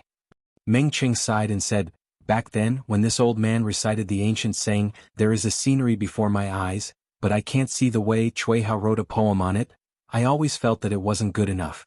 Now that I've seen Taoist Master Zhao's generosity, our so-called challenge starry sky is really insignificant. Why do we have to mention it again? This time, it's fine if we don't compete." Nan Huayue nodded and said, "If that's the case, then this junior will make it clear. Although seniors don't plan to continue the challenge starry sky, the source stones that seniors paid. Forget it, forget it. Don't mention those vulgar things again." Meng Qing waved his hand and said, "If the source stones aren't refunded, then so be it." "Thank you so much, Senior Meng." Nan Huayue replied with a smile. However, before she could finish, Gongshu Jingye's heart stirred again and he said, "Miss Nan, this old man knows that your Zhai Xing Lu possesses many secrets of the 3 continents. There are even many that were lost by my 100 schools of thought. How about this? We won't refund the source stones for the challenge starry sky. You only need to tell us why Taoist Master Zhao's name can't be written on the profound proclamation." This. Nan Huayue hesitated and said, "This junior doesn't know if this is possible. Please wait a moment." Soon after, Nan Huayue fell into the full moon and disappeared. She only reappeared after the time it took to finish a meal. There seemed to be nothing out of the ordinary from her calm face, but the wisp of surprise revealed in her pair of bright eyes explained the shock of the news. "Miss Nan?" Gongshu Jingyi asked in a deep voice, "Can Zhai Xing Lu give us an answer?" Nan Huayue nodded and said, "My Zhai Xing Lu does have records of this. However, does seniors agree with seniors' decision?" "This old man agrees," Murong Jiang said without hesitation. Although he knew in his heart that as long as he returned to the Murong family, he would definitely know the reason, but how could he wait until then? Curiosity killed the cat not only for female cultivators, but when men wanted to know secrets, their hearts would itch to the point of being scratched by a cat. Seeing that Murong Jiang and Gongshu Jingyi both agreed, the other families also agreed. Their eyes were full of desire, and they stared at Nan Huayue as if they were cats looking at meat. Nan Huayue's gaze swept across the entire starry sky, then looked at the profound yellow proclamation that was still suspended high in the sky, flashing with blood-red light. She took a deep breath and said, "According to my Zhai Xing Lu's records, the profound yellow proclamation is an imperial tool built with the fate of Confucian cultivators and the order of heaven and earth as its foundation. As long as a cultivator's name is written on it, the cultivator's strength must be lower than the Confucian cultivator who refined the imperial tool. Otherwise, the cultivator's name won't be written on the profound yellow proclamation." "How is that possible?" Meng Qing exclaimed, It said that the profound yellow proclamation was personally refined by the Ziwei Immortal Emperor in ancient times. Could it be that Jinren Zhao's strength has surpassed the Ziwei Immortal Emperor's? If he had surpassed the Ziwei Immortal Emperor, he would have already ascended to heaven, right? Murong Jiang also held back his injuries and exclaimed, "Seniors, this junior doesn't know." Nan Huayue smiled apologetically, "This is my Zhai Xinglu's record. If Senior Xiao can't enter the profound proclamation, it's probably the reason." Then, Gongshu Jingyi asked again, "Who refined the profound yellow proclamation? Does your Zhai Xinglu have a record of it? We can buy this information with primeval stones." "Senior, I'm sorry to disappoint you. This junior has just checked. My Zhai Xinglu has no record of this." Nan Huayue understood Gongshu Jingye's mood and hurriedly replied, "Alas, all right." Gongshu Jingyi waved his hand and sighed, "Thank you for your trouble, Miss Nan. I wouldn't dare. If seniors don't have any orders, this junior will return now," Nan Huayue respectfully said as she stood quietly in the air.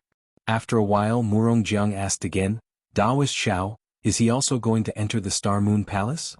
"Sorry, this junior doesn't know." Nan Huayue smiled and shook her head. "All right, you can go now." Gongshu Jingyi waved his hand. "Many thanks, seniors." Just as Nan Huayue was about to turn around, she suddenly stopped in her tracks. She tilted her head and listened for a moment before a smile appeared on her face. She bowed to the group of Confucian cultivators and said, "Junior is under orders to reveal some information about the Fortune Gate to seniors. If seniors are willing, quickly say it. How many primeval stones?" Murong Jiang asked without hesitation. "Brother Murong, don't be anxious." Gongshu Jingyi smiled and said, "We will first discuss with the Zhai Xinglu. This information is actually outdated and has no value. If we are not anxious, we can wait until we return to the hidden immortal continent to know." Gongshu Jingyi looked at Nan Huayue and said with a smile, "Miss Nan, don't you agree?" Nan Huayue smiled and said, "Senior is right, but also wrong. Because a lot of this information is unique to my Zhai Xinglu. No one on the hidden immortal continent will have the chance to hear it." "All right. We will discuss it first." Meng Qing and the others naturally understood the meaning behind Nan Huayue's words. Xiao Hua was inside the Zhai Xinglu. Who would know more about the Fortune Gate than Xiao Hua? After a short discussion, Meng Qing said a few words to Nan Huayue through voice transmission. Nan Huayue nodded, and after the various families took out a considerable amount of primeval stones, Nan Huayue respectfully handed a jade eye to Meng Qing. Meng Qing received the jade eye and scanned it with his divine sense. His face paled as he exclaimed, This, how is this possible? Senior Meng, nothing is impossible." Nan Huayue smiled and said, "Otherwise, how could the Fortune Gate's disciples clean the entire mysterious yellow list?" "Brother Meng?" Murong Jiang called out, "What is inside? Why are you so shocked?" Chapter 4492. Brother Meng recited quickly. Gongshu Jingyi was getting impatient. This old man also wants to know what kind of earth-shattering event these 100 Fortune Gate disciples with cultivation of 5th grade and above and several hundred nascent soul disciples with cultivation of 4th grade and above have done. Several hundred nascent soul disciples? Meng Qing sneered, "You underestimate the Fortune Gate too much. They have more than several hundred nascent soul disciples." "How can there be so many?" Gongshu Jingyi sucked in a breath of cold air and exclaimed, Could it be that they have several thousand nascent soul disciples? That's impossible." Murong Jiang refused to believe it. How could the Immortal Palace allow the Fortune Gate to nurture so many nascent soul disciples? Meng Qing smiled faintly and recited, "The Immortal Palace has dispatched the Lunar Temple's great general Sun Gu to lead 500,000 immortal soldiers to attack the soaring Dragon Mountain range of the hidden immortal mainland's Yu province. The immortal soldiers laid down an inescapable formation to trap the soaring Dragon Mountain range. However, not only was the soaring Dragon Mountain range's defensive formation powerful, it was also too large. The inescapable formation was unable to completely trap it. The soaring Dragon Mountain range's Fortune Gate resisted the immortal soldiers for more than a year. Later, Sun Gu invited the Immortal Palace's 64 constellations to descend to the lower realm and lay down a constellation formation to tear apart the soaring Dragon Mountain range's defensive formation, revealing the Fortune Gate's true identity. Although the Fortune Gate's young Lord Li Xiang was only a mid-nascent soul cultivator, there were close to 1 million Fortune Gate disciples in the soaring Dragon Mountain range, and there were 5,000 Golden Core disciples. The million Fortune Gate disciples were fearless as they faced the Immortal Palace's immortal soldiers head-on. Great General Sun Gu was shocked. Ever since the Tao Extinction era, there had never been a Tao sect on the hidden immortal mainland, not to mention a sect with 1 million disciples. The soaring Dragon Mountain Range's Fortune Gate had crossed the Immortal Palace's bottom line. Great General Sun Gu led 500,000 immortal soldiers and generals, and with the assistance of the 64 constellations, he prepared to battle the Fortune Gate's million disciples, intending to annihilate them all. But at this time, Fortune Gate's Fu Jiwen appeared with several thousand disciples. Fu Jiwen was a Confucian cultivator who had refined his soul back to the void. His strength was close to mid-7th grade, and his 5,000 disciples, most of their names were unknown. Great General Sun was alarmed. Half of the 64 constellations were sent to meet Fu Jiwen. Unexpectedly, before the two armies clashed, Fortune Gate's Wang Bianfei arrived with several thousand disciples. Wang Bianfei, a Confucian cultivator, a grandmaster who had refined his spirit to return to the void. His strength was close to the upper 7th grade of elemental energy. His 5,000 disciples were all around the 4th or 5th grade of elemental energy. Most of their names were unknown. 64 lunar mansions were shocked. The other half broke away from Great General Sun Ji's command and faced Wang Bianfei head-on. At this time, the advantage of the Immortal Palace's punitive army was gone. Once the war started, the 500,000 immortal soldiers could not escape. The immortal generals were filled with righteousness. Just as they were about to die, they heard the sound of the bugle horn and were overjoyed. However, more reinforcements arrived. It was the Fortune Gate's Yu Zhongquan, Chang Yuan, and several thousand Fortune Gate disciples. Yu Zhongquan, a Confucian sword cultivator, descendant of the 7th grade aristocratic family Yu clan in Yifeng country of hidden immortal continents Yu province. His strength was close to the middle of the 7th grade of origin energy. Chang Yuan, a Confucian sword cultivator, descendant of the 7th grade aristocratic family Chang clan in Xan country of hidden immortal continents Yu province.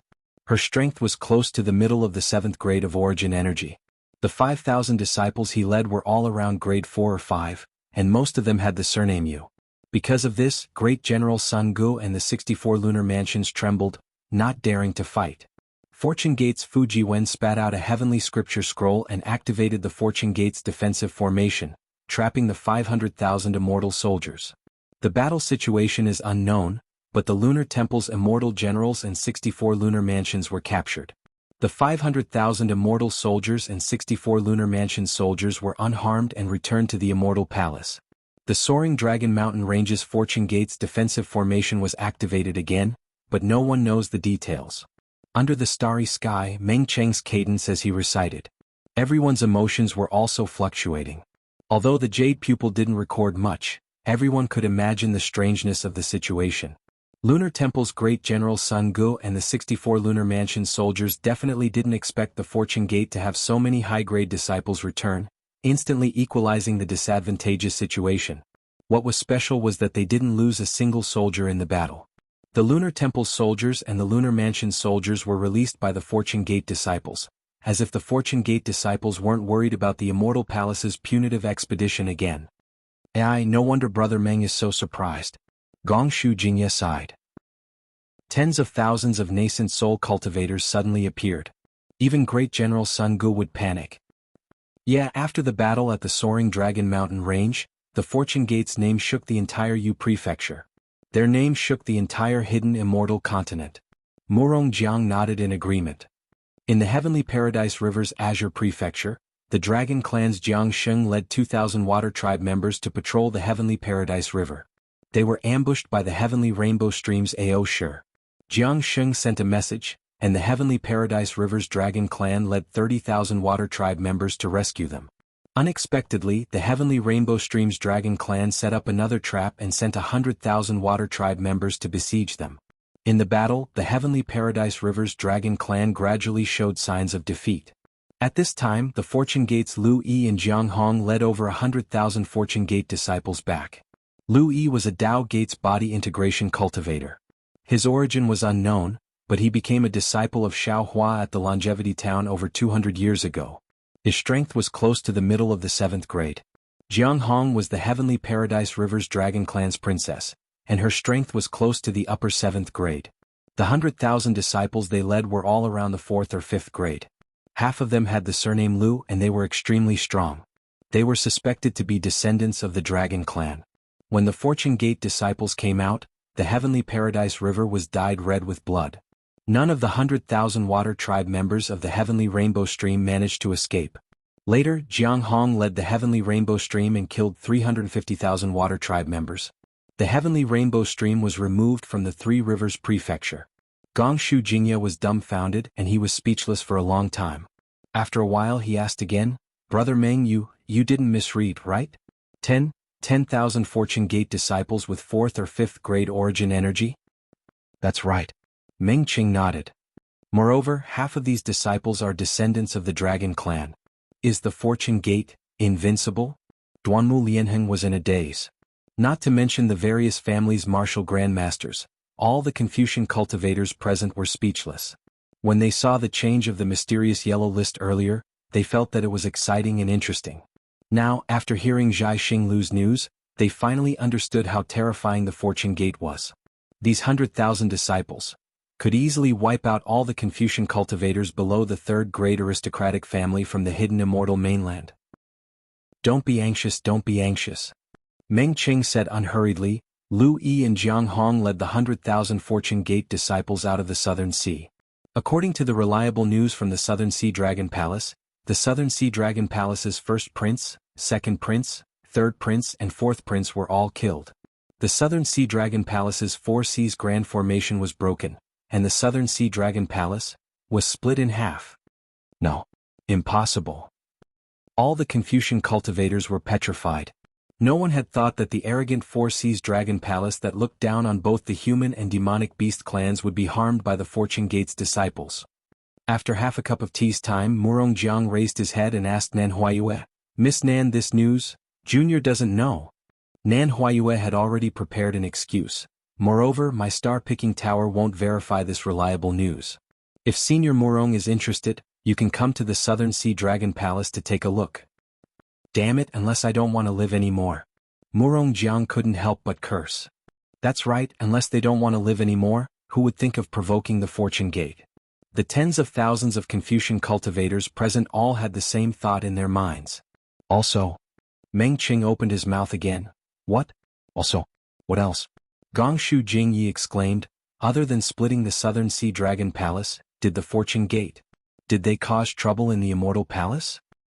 "No, they didn't." Meng Qing smiled. "Brother Gongshu, did you forget that Bai Qingyu of the Thousand Beasts Sacred Ground had once suppressed Taoist Shao? Granduncle."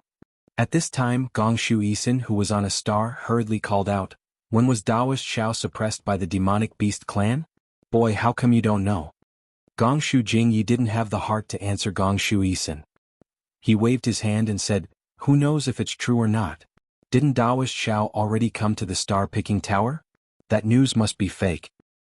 Bai Qingyu, Demon King Bai Qing of the Thousand Beasts Sacred Ground, is the descendant of the 5-colored sea god Shell of the Great Sage Hall. Sky Concealing Ridge, Demon King Ping Jun of the Thousand Beasts Sacred Ground, is the descendant of one of the Great Sage Hall's 6 Great Sage Hall. Ancient Bell Mountain, Demon King Inai Quan of the Thousand Beasts Sacred Ground, is the descendant of one of the Great Sage Hall's 6 Great Sage Hall's Flying Feather Void Beast. The 3 demon kings joined forces to suppress a dragon that looked like Xiao Hua for more than 200 years. The cultivators of the hidden immortal continent, the Merchant Union, the Dragon Tribe of the Dragon Island, and the Fortune Gate of the Soaring Dragon Mountain Range all mistakenly believed that the dragon was Xiao Hua and traveled thousands of miles to rescue him. Demon King Bai Qing set up a banquet to feast on the flesh and blood of human cultivators. Xiao Hua flew into a rage, and with a wave of his hand, 200,000 Fortune Gate disciples appeared, killing more than 500,000 demonic beasts from Bai Qingyu, Sky Concealing Ridge and Ancient Bell Mountain. The blood of the demonic beasts spilled all over Bai Qingyu. In this battle, Fortune Gate's Xian Songzi and Taoist Jing Ting appeared, both Tao Gate's body integration cultivators with peak 7th grade origin force. Fortune Gate's Yuanya appeared and killed several 7th grade origin force great demons. Fortune Gate's Black Bear, Golden Eagle and White Lion appeared. All of them were star-plucking realm cultivators with 6th grade origin force. Other than that, more than 200,000 Fortune Gate disciples set up the capital star formation, divided into 108 smaller formations, and each formation had an unknown disciple with 7th grade origin force. After the bloodbath in Jianghu, the 3 great sages of the demonic beast race, the golden-winged great Peng, the flying feather void beast, and the 5-colored sea god Shell were transported to Jianghu through the Great Sage Hall. The battle between Xiao Hua and the 3 great sages is unknown. We only know that the Fortune Gate disciples were ordered to flatten sky-concealing ridge and destroy ancient Bell Mountain. One day later, the battle between Xiao Hua and the 3 great sages ended, and the 200,000 Fortune Gate disciples were ordered to return to Jianghu. The 3 demon kings admitted their sins and offered Jianghu, sky-concealing ridge and ancient Bell Mountain to the Fortune Gate to atone for their sins. Sky-concealing ridge and ancient Bell Mountain fell into the hands of the Fortune Gate's Golden Eagle and White Lion, and Jianghu was bestowed to the Merchant Union. After that, the 3 great sages returned to the Great Sage Hall. Xiao Hua expelled the 3 demon kings and ordered more than 200,000 Fortune Gate disciples to escort the soaring Dragon Mountain Range's disciples back to the hidden immortal mainland, and the Fortune Gate disciples pointed their swords at the hidden immortal realm. Along the way, anyone who stood in the way of the Fortune Gate's army was killed. Starting from Jianghu, the Fortune Gate annihilated 2 demonic beasts, 2 demon kings, 23 great sages, and no less than 600,000 demonic beasts. Thinking of this, Meng Qing raised his head and looked around, saying, "At this point, the Fortune Gate's disciples' fame is like the sun in the sky. Not only has the hidden immortal mainland shocked, but also the 1,000 demonic beasts' sacred ground. Xiao Hua's fame has reached its peak." Chapter 4493. Is there anything else? Murong Jiang's face turned pale, and he asked in a trembling voice. "Brother Murong?" Meng Qing said indifferently, "I want to ask you, as the Murong family's patriarch, if you lead all the Murong family's disciples, can you accomplish such a great feat?" Murong Jiang didn't seem to think that Meng Qing was mocking him. He thought for a moment, then shook his head and said, "If we don't care about the cost, we might be able to do it. But, after this battle, I'm afraid, my Murong family will be removed from the hidden immortal continent." "That's right, if the Murong family is like this, then so is my Meng family." Meng Qing nodded. "The Fortune Gate's disciples are already domineering, what else do we need?" The whole place fell silent again. From this day on, the Fortune Gate's valiant image would no longer have any objections to the Fortune Gate's disciples dominating the mysterious yellow list. "Miss Nan?" Meng Qing handed the jade eye to Gongshu Jingye, then asked Nan Huayue. "The battle between the 3 great sages and Senior Xiao is not recorded in detail. No matter what, Daoist Xiao is still a grand ascension stage cultivator of our human race. He was able to defeat 3 great sages of the 1,000 demons' sacred ground. This is definitely worthy of our respect. Zhai Xinglu should have recorded the battle in detail." Nan Huayue pursed her lips and smiled. "Senior Meng, you're making things difficult for my Zhai Xinglu. That was a battle between the 4 supreme cultivators of our 3 continents. Other than the 4 great sages of the Great Sage Temple, the Immortal Palace's 9th grade literature star, the Thunder Temple's 3 Buddhist lords, and the various clans' patriarchs, who else can see the truth clearly? We're willing to pay a high price." Murong Jiang hurriedly said, "As long as Zhai Xinglu can get the truth. Even if you have the source stones, you need to be alive to spend them." Nan Huayue was still smiling as she replied indifferently, "My Zhai Xinglu has the foresight." "All right." Murong Jiang knew that this matter was too difficult, so he said perfunctorily and didn't say anything else. "Seniors?" Nan Huayue looked at the somewhat quiet starry sky and said, "If there's nothing else you need from me, I'll have to put away this defensive formation that I'm challenging to bury the hatchet." The group of Confucian martial grandmasters had been absent-minded for a long time. They all responded in low voices, and the halos around them gradually faded away. Not long after, the starry sky disappeared, and the stars scattered in all directions. The pavilions and corridors once again appeared. Nan Huayue took one last look at his surroundings and stepped into the full moon. The moonlight disappeared, and the entire defensive array turned into darkness. The challenge to bury the hatchet was not held, but all the disciples' blood was boiling with excitement. Various families had also activated their pavilion's defensive formations. No one knew what the other families were discussing, but everyone knew that there was only one topic in the entire star-plucking pavilion, and that was Xiao Hua and the Fortune Gate. Xiao Hua stepped into the full moon, but as the moonlight overflowed, his figure had already landed on a corridor. Without waiting for Xiao Hua to take a few more glances, a Confucian cultivator immediately bowed and said, Senior, our palace lord invites you. All right. Xiao Hua nodded. He turned to look at Mo Jianli and asked, are you coming with this old man or with the star-plucking pavilion? Mo Jianli did not hesitate. He bowed and said, this junior has already promised the star-plucking pavilion. If this junior does not fulfill this promise, this junior feels that he is not worthy to be a Fortune Gate disciple. Ah, good. This is the true Mo Jianli. Xiao Hua clapped his hands and said, you can go now. When you come out of the Star Moon Palace, follow this old man back to the Fortune Gate. Yes, Junior understands. Mo Jianli agreed and found a way to leave. Xiao Hua took out the Kunlun mirror and put Yuanya away. He then said to the Confucian cultivator, you lead the way. Senior, please. The Confucian cultivator respectfully gestured and led Xiao Hua to a flight of stairs. In a short while, Xiao Hua had already reached the top floor. The Confucian cultivator did not dare to approach, and Xiao Hua entered the main hall. The interior of the hall was no different from when Xiao Hua had left. However, the black and yellow rankings boards were particularly eye-catching. Seeing Xiao Hua enter, Fairy Xingyu clapped and said with a smile, welcome Great Gate Master Xiao to my star-plucking pavilion. I hope that Great Gate Master Zhao's Fortune Gate will take care of my star-plucking pavilion's business in the future. How is that possible? Xiao Hua curled his lips and said, my Fortune Gate still has the Endless Merchant Union, how can we take care of your business? Moreover, the star-plucking pavilion is so powerful that they can even update the mysterious yellow board at the same time. Why would they need my Fortune Gate to take care of their business?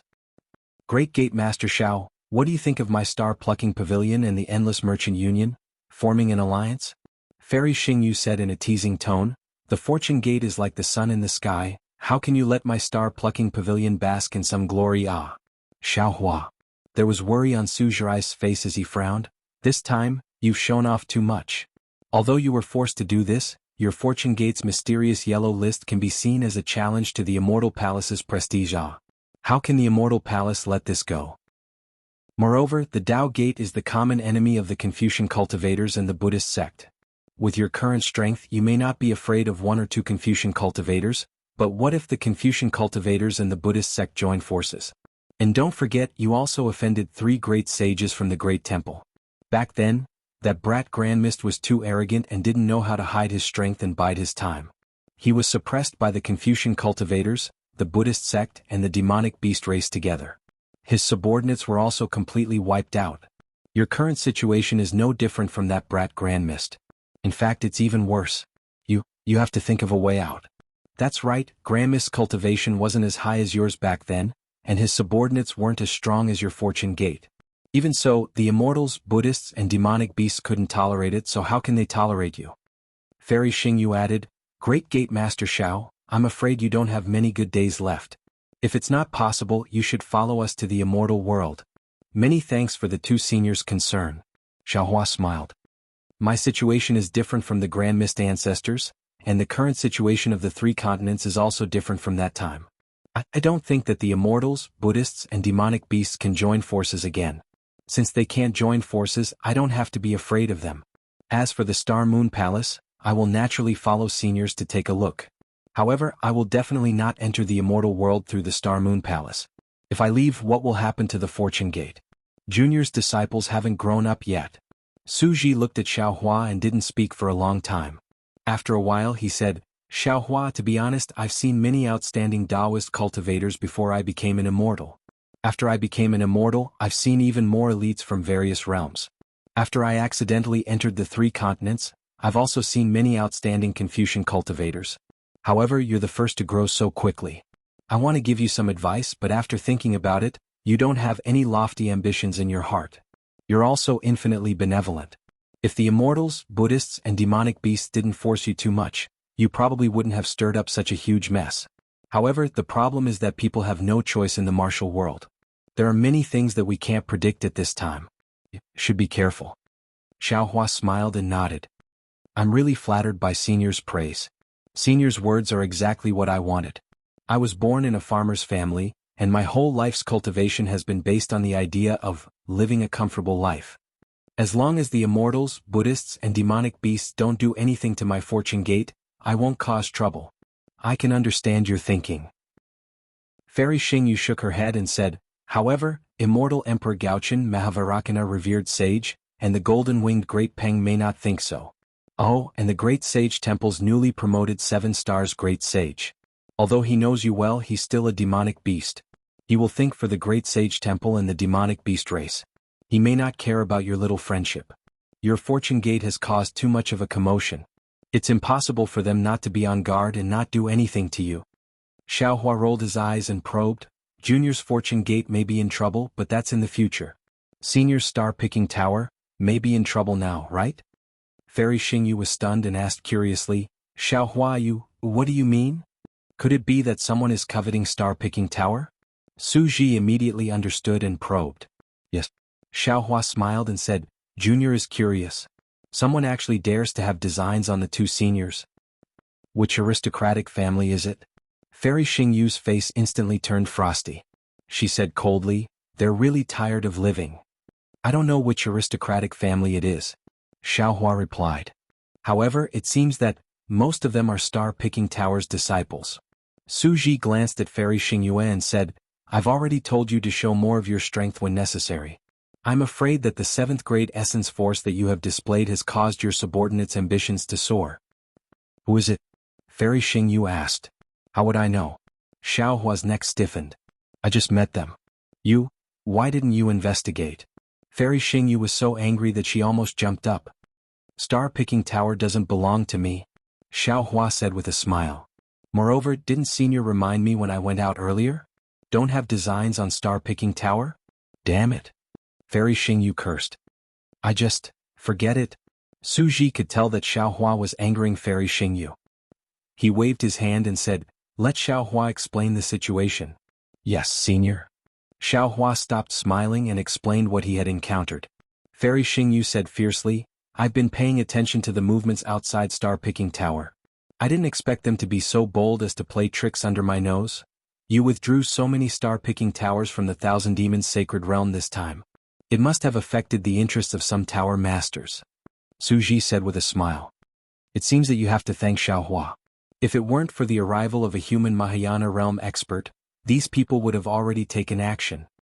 Humph. Fairy Xingyu stood up and curled her lips. I'd like to see who dares to take action. His arrival has made things more troublesome for me.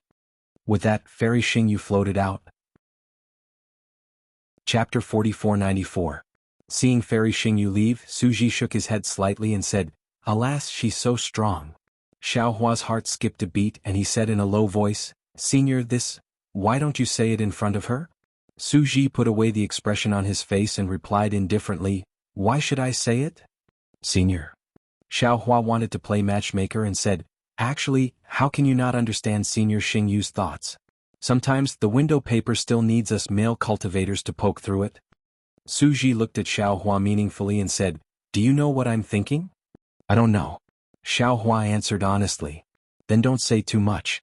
Su Ji said angrily, Just take care of yourself. Among the 3 continents, you're the one with the most trouble now. Hee hee.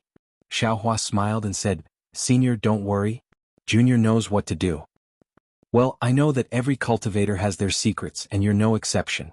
Su Ji nodded. I don't want to probe too much.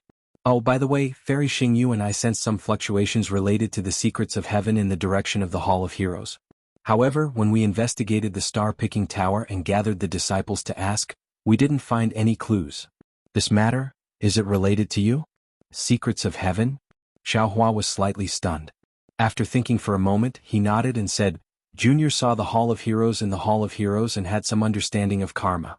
If the secrets of heaven are related to karma, then it's related to me. Yes. Su Ji gasped and said in surprise, The way of karma? One of the 3,000 great Daos, the way of karma? You actually know how to cultivate the way of karma? Xiaohua shook his head and said, Junior doesn't know what the way of karma is. Junior just met a woman named Wuxia on the Dawn Rain continent. She gave me 2 jade slips, one was the sun shrouding art and the other was the heaven control technique. Junior first cultivated the sun shrouding art, then dabbled in the heaven control technique.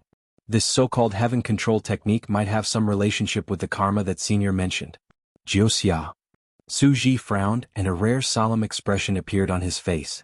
He transmitted a voice transmission. Are you sure her name is Wuxia?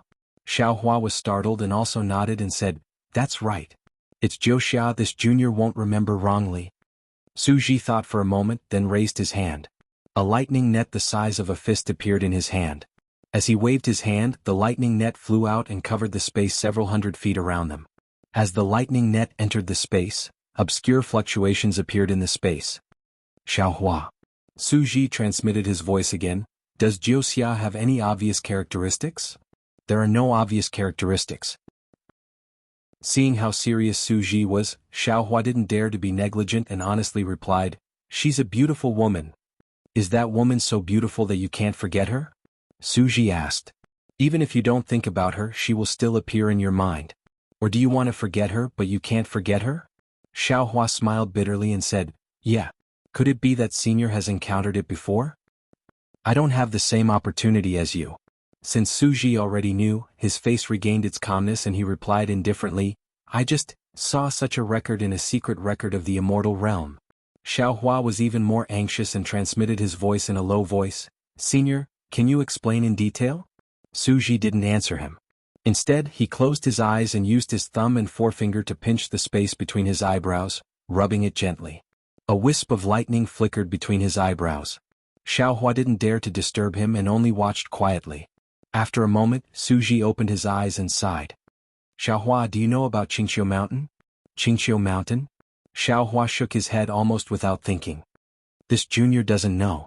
"Then do you know about the nine-tailed fox?" Xiaohua still shook his head. "This junior doesn't know." Qingqiu Mountain is a barren mountain in ancient times, and the nine-tailed fox clan lives on this mountain. The nine-tailed fox clan knows yin and yang and is good at transformation. They are often associated with the powerhouses who changed the world in ancient times. Moreover, every nine-tailed fox is a rare beauty in the eyes of humans, and also a rare demon in the eyes of demons.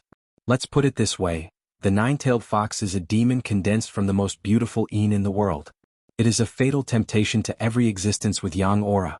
However, they don't seem to reveal their true appearance to any human or demon, and would only take out their illusory appearance unless they decide to follow that person or demon for life. Of course, no one can tell whether it's an illusory appearance or their true appearance, which is why no one knows how beautiful they are. Although Su Ji was transmitting his voice was still very low and he continued, "It said that the nine-tailed fox clan has always started their name with Jiao. If I'm not mistaken, the Jiuxia you met is a descendant of the nine-tailed fox of Qingqiu Mountain." Seeing Su Ji so solemn, Xiaohua asked curiously, "This Jiuxia said she's not from the Dawn Rain continent, but this junior doesn't know where she's from either. Could she really be from Qingqiu Mountain?" "That's absolutely impossible." Su Ji shook his head. The nine-tailed fox of Qingqiu Mountain would never come to the present realm. She could only be a descendant whose bloodline had wandered to the lower realm. Also, could there be some taboo in Qingqiu Mountain? Xiaohua asked again. Su Ji nodded. "That's right." If it weren't for the three continents, this Su wouldn't have dared to say the three words Qingqiu Mountain. "Why?" Xiaohua asked curiously. "Don't ask why, this Su doesn't know either." Su Ji replied. "This Su is merely a punisher of the Punisher Palace." Hiss. Xiaohua was stunned and stared at Su Ji. "Then why are you telling this junior all this, senior?" Sigh. Su Ji sighed in a rare instance and looked up towards the distance, his gaze seemingly piercing through time and space as he said, "Because this Su had received guidance from the nine-tailed fox before ascending to immortality. Later, after ascending to immortality, I obtained somewhere in the immortal realm the legacy of the Qingqiu Mountain lineage that had fallen to the immortal realm. Although this Su's divination technique is evolved from thunderbolts, its foundation is still the legacy of the Qingqiu Mountain." Xiaohua smiled bitterly. "You seem to be saying too much, senior. You don't have to tell this junior all this." "No." Su Ji shook his head. "This Su had long predicted that you were fated to meet this Su. Previously, this Su only thought that you were related to the Xingyue Palace, but I didn't expect that you were actually related to the nine-tailed fox. Think about it, that Wuxia. How did you get to know her?" Boom. When Xiaohua heard this, it was as if he was suddenly enlightened. His body shook as if he had been struck by lightning. He looked at Su Ji with a dumbstruck expression and muttered, Jiuxia said that what she wanted this junior to do was too difficult. It would take 10,000 years or even 100,000 years to accomplish it. Therefore, she did not tell this junior what she wanted this junior to do. She is indeed a cunning nine-tailed fox. She is indeed a nine-tailed fox who knows yin and yang." Su Ji sighed. If she hadn't been able to predict that you would meet this Su in the 3 continents, you would have to cultivate for 100,000 years before you could ascend to the immortal realm and meet this Su. Xiaohua was confused again and smiled bitterly. Could it be that finding Senior is what Jiuxia wants this junior to do? To be precise, it's to find the inheritance that Qingqiu Mountain left in the immortal realm, not to find this Su. As Su Ji spoke, he tapped between his eyebrows, and the lightning mark between his eyebrows flashed again. When a thumb-sized lightning ball appeared, Su Ji instructed, Xiaohua, use vigorous thunderbolt to collect this lightning ball. Be careful, don't expose the thing inside the lightning ball. Yes. Seeing that Su Ji was so serious, Xiaohua hurriedly tapped between his eyebrows. Several thick lightning threads appeared and landed on the lightning ball, waiting for it to fall between Xiaohua's eyebrows. Su Ji let out a long sigh and ordered again, remember, this matter and this item must not be known to anyone. Otherwise, your life will be in danger. Even this Su won't be able to survive. Xiaohua nodded. This junior is the best at this kind of thing. That's good. Su Ji gave a rare smile. This item is Qingqiu Mountain's inheritance. You should be able to comprehend it when you're cultivating Fury of Thunder. Oh right, your so-called mastery of heaven and earth must be related to this inheritance. You should be able to comprehend it when the conditions are right. If that's the case, then Jiuxia must be related to this item. This junior can then pass this item to Jiuxia with peace of mind? Xiaohua asked doubtfully. Should be. Su Ji shrugged as if he had put down a heavy burden and replied. Senior, are you sure? Xiaohua asked. Su Ji nodded. Of course. When you come out of Xingyue Palace, you'll understand why I said so. Yes. This junior understands. Xiaohua nodded. If this is Jiuxia's, this junior will definitely. At this point, Xiaohua said happily, if that's the case, then this junior will definitely return to Dawn Rain Continent. I don't know. Su Ji shook his head. Didn't Jiuxia say that it might be 100,000 years? Maybe she'll go to the immortal realm to look for you. Then Su Ji reminded him again, of course the matters of Dawn Rain Continent seem to be somewhat secretive. However, since Xingyue didn't say anything, I'm afraid she has some taboos. Don't make things too difficult for her. As he spoke, Su Ji raised his eyebrows and opened his mouth. A thunderbolt struck the air. The thunder net that had previously been hidden in the void revealed itself and entered Su Ji's mouth along with the thunderbolt. In just a few breaths, Fairy Xingyue returned with a murderous look on her face. How was it? Su Ji asked, did you find it? I don't dare to say anything about the 3 continents, but within Xingyue, there's nothing I can't do. Fairy Xingyue replied with a cold snort. Xiaohua smiled and asked, in that case, other than Zhai Xinglu, it also involves the hidden immortal continent? Fairy Xingyue glared at Xiaohua and said fiercely, it's only been a few days. Why are you becoming more and more like Su Ji? Can't you say something nice? Chapter 4495. Hearing this, Xiaohua looked at Fairy Xingyu innocently, touched his nose and said, I'm not like Senior Su, but like Senior Su, I like to seek truth from facts. Seek truth from facts. You have the nerve to say that. You touched your nose again. Fairy Xingyu replied. You guessed right. I removed a few star-picking towers in the Thousand Demons Sacred Realm, but 2 tower masters were not satisfied. They wanted to take advantage of me entering the Star Moon Palace to collude with the Confucian family to seize the Star Moon Palace. Unfortunately, although I found the 2 tower masters and even found out about the Confucian cultivators who sneaked into the star-picking tower, I couldn't find out which Confucian family was behind them. I searched the soul of one of the tower masters and his primordial spirit exploded.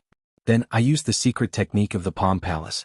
That Confucian cultivator's primordial spirit didn't explode, but I couldn't find anything. It's really strange. Su Ji said indifferently, don't worry. You have a lot of time before the Star Moon Palace appears. But then Su Ji suddenly raised his head and looked to the east. He whispered, I'm afraid, you don't have time. Sure enough, Fairy Xingyu also looked in that direction and smiled bitterly. You're right. Xiaohua released his divine consciousness in surprise. Unfortunately, he didn't find anything. After a few breaths, Su Ji and Fairy Xingyu looked solemn. Fairy Xingyu said to Su Ji, think about it carefully. What are we not prepared for? I'll get them to activate the star-picking tower now. Okay. Su Ji nodded. After Fairy Xingyu left, he pointed to a quiet room and said to Xiaohua, Xiaohua, that's a quiet room. You can meditate there. When we get to the Chitty River, I'll call you out. At that time, I'll need to borrow your magic power. Yes, I understand. Xiaohua nodded, got up, and entered the quiet room. The quiet room was not big, only about 100 feet in size. It was very different from the usual luxurious style of the star-picking tower. When Xiaohua saw the praying mat in the middle of the quiet room, his heart warmed again.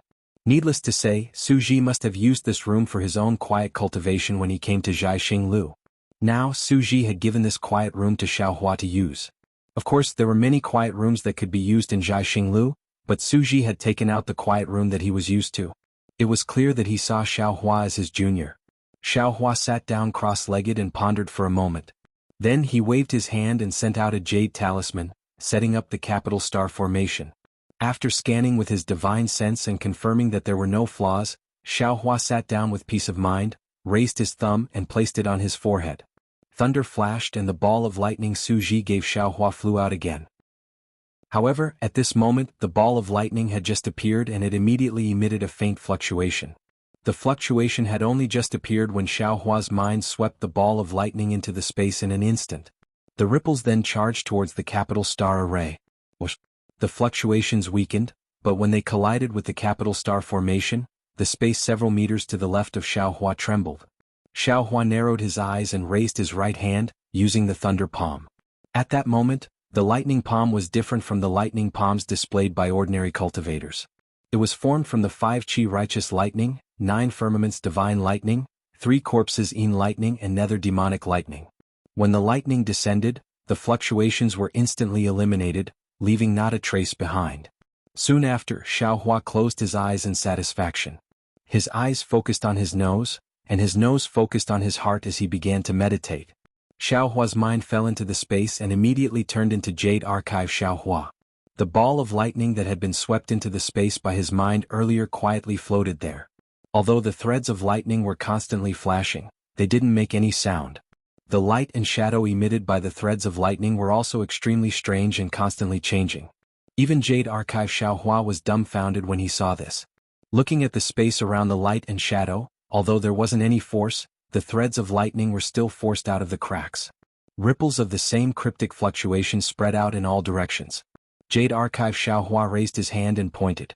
With a tearing sound, it was as if silk was being torn apart.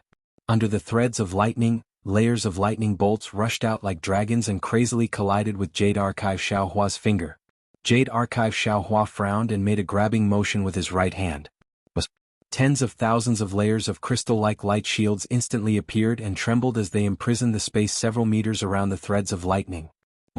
The threads of lightning were also powerful. They crazily attacked the restriction and broke through layer after layer. In the blink of an eye, tens of thousands of layers of restrictions were like blooming flower buds. This is the restriction set up by Su Ji. Feeling the familiar fury of lightning within the threads of lightning, Jade Archive Xiaohua pondered. However, this restriction seems to be targeted at the inheritance item inside. When I forcibly broke the restriction, it triggered the restriction. While Xiaohua was thinking, Jade Archive Xiaohua's right hand made a grabbing motion. Hum hum hum. With several explosions, tens of thousands of light barriers appeared once again. When the horned dragon-like lightning threads disappeared, 90% of the light barriers had been penetrated. The threads of lightning disappeared and the lightning ball also turned invisible. At the same time, a 9-colored beam of light let out a loud roar and rushed high into the sky. The 9-colored beam of light was so gorgeous that it reflected on Jade Archive Xiaohua's face and made it look sparkling and translucent. Inside the beam of light, a palm-sized 9-tailed fox sculpture appeared. When Jade Archive Xiaohua's gaze landed on this sculpture, he immediately felt that everything in front of him was multicolored, and a kaleidoscopic world was born near Jade Archive Xiaohua. Jade Archive Xiaohua was startled and hurriedly closed his eyes. However, the rotating multicolored world was like a flower floating in his mind, and it made him feel like he was sinking deeper and deeper. Damn it! Jade Archive Xiaohua cursed and quickly retreated. Thunder appeared between his eyebrows. Sure enough, the thunder struck and shattered the multicolored world. In front of Jade Archive Xiaohua's eyes was another pillar of light that soared into the sky. Jade Archive Xiaohua narrowed his eyes and his eyebrows turned into lightning. Through this lightning, Jade Archive Xiaohua was able to see the colorful fox sculpture clearly. However, Jade Archive Xiaohua only glanced at the colorful fox sculpture and immediately frowned and looked up at the pillar of light that pierced the sky. The pillar of light was still rushing up and there was no sign of it stopping. Damn it, this inheritance item of Qingqiu Mountain is too strange. No wonder Senior Su warned I. Jade Archive Xiaohua sighed and stretched out his hands. His left hand reached down and his right hand reached up and pressed down. Jade Archive Xiaohua's hands suddenly crossed space and landed on the two ends of the pillar of light that was madly rushing out. Then Jade Archive Xiaohua put his hands together again. Boom boom boom. Like the sound of the pillar of air exploding, the huge pillar of light was actually pressed into the nine-tailed colorful fox sculpture by Jade Archive Xiaohua. Then Jade Archive Xiaohua did not wait for the nine-tailed colorful fox sculpture to make any more movements. He grabbed with one hand and a layer of restriction fell on the painted sculpture. The painted sculpture then returned to its calm state. The Jade Archive Xiaohua frowned slightly and looked at the painted sculpture. He saw that the endless waves of light appeared again. The waves of light rippled like fine lines, and the nine-tailed fox in the painted sculpture disappeared in an instant. A strange and clever squirrel was revealed. Before Jade Archive Xiaohua could see clearly, another wave of light emerged under the fine lines and another ferocious and strange demonic beast was transformed. Jade Archive Xiaohua was surprised. In a few breaths of time, the colorful fox had changed into no less than a dozen different appearances. Along with Jade Archive Xiaohua's surprise, the beautiful appearance of Jiuxia changed. That smile yet not smile, that angry yet not angry voice was like the first time Xiaohua saw it. It's really powerful. Jade Archive Xiaohua nodded. Jiuxia's appearance disappeared and a nine-tailed fox's original appearance was born. The nine-tailed fox's 9 tails each had a different color, and there were endless threads of light in each tail. Each thread of light contained a lot of brilliance, just like a world of brilliance. Looking at the nine-tailed fox's body, there were even more brilliant spots of light like the stars in the starry sky. Not only did they emit brilliance, but they were also endlessly rotating. It seemed that each spot of light had its own trajectory, and each trajectory revealed a kind of mystery. The nine-tailed fox's original appearance was only revealed in a split second. If Jade Archive Xiaohua was not in his space, he would definitely not be able to see it. Then, countless illusions were born on the nine-tailed fox's painted sculpture, and the nine-tailed fox's original appearance could no longer be seen. Jade Archive Xiaohua closed his eyes and thought for a moment. Rumble? The karmic hand hidden in the void within the space appeared. The big hand grabbed, and the nine-tailed fox's painted sculpture flew out of thin air and slowly fell into the big hand. The painted sculpture just touched the karmic hand, and the endless spots of light contained in the painted sculpture immediately flew out like butterflies and landed in various parts of the big hand. Swish swish swish. Strange fluctuations rushed out from various parts of the karmic hand. These fluctuations intertwined with each other, and pieces of light and shadow drifted down like fragments where the fluctuations intertwined. And within these lights and shadows, there were pieces of small worlds hidden within them. Slowly, the nine-tailed fox's painted sculpture merged into the karmic hand, and the space near the karmic hand trembled. In the trembling, it was as if there was an invisible chisel, chiseling out the unclear lines on the karmic hand one by one. Haha. Jade Archive Xiaohua watched as the karmic hand became clearer and clearer, and couldn't help but laugh. Jiuxia really is of the Qingqiu lineage. The records in this legacy item are of the same origin as the mastery of heaven and earth. Along with his laughter, Jade Archive Xiaohua's figure began to change. Just like the nine-tailed fox's light and shadow, he had already changed into dozens of images in the span of a few breaths. Only after half a cup of tea's worth of time did Jade Archive Xiaohua's figure appear. He looked at his hands with great satisfaction and laughed.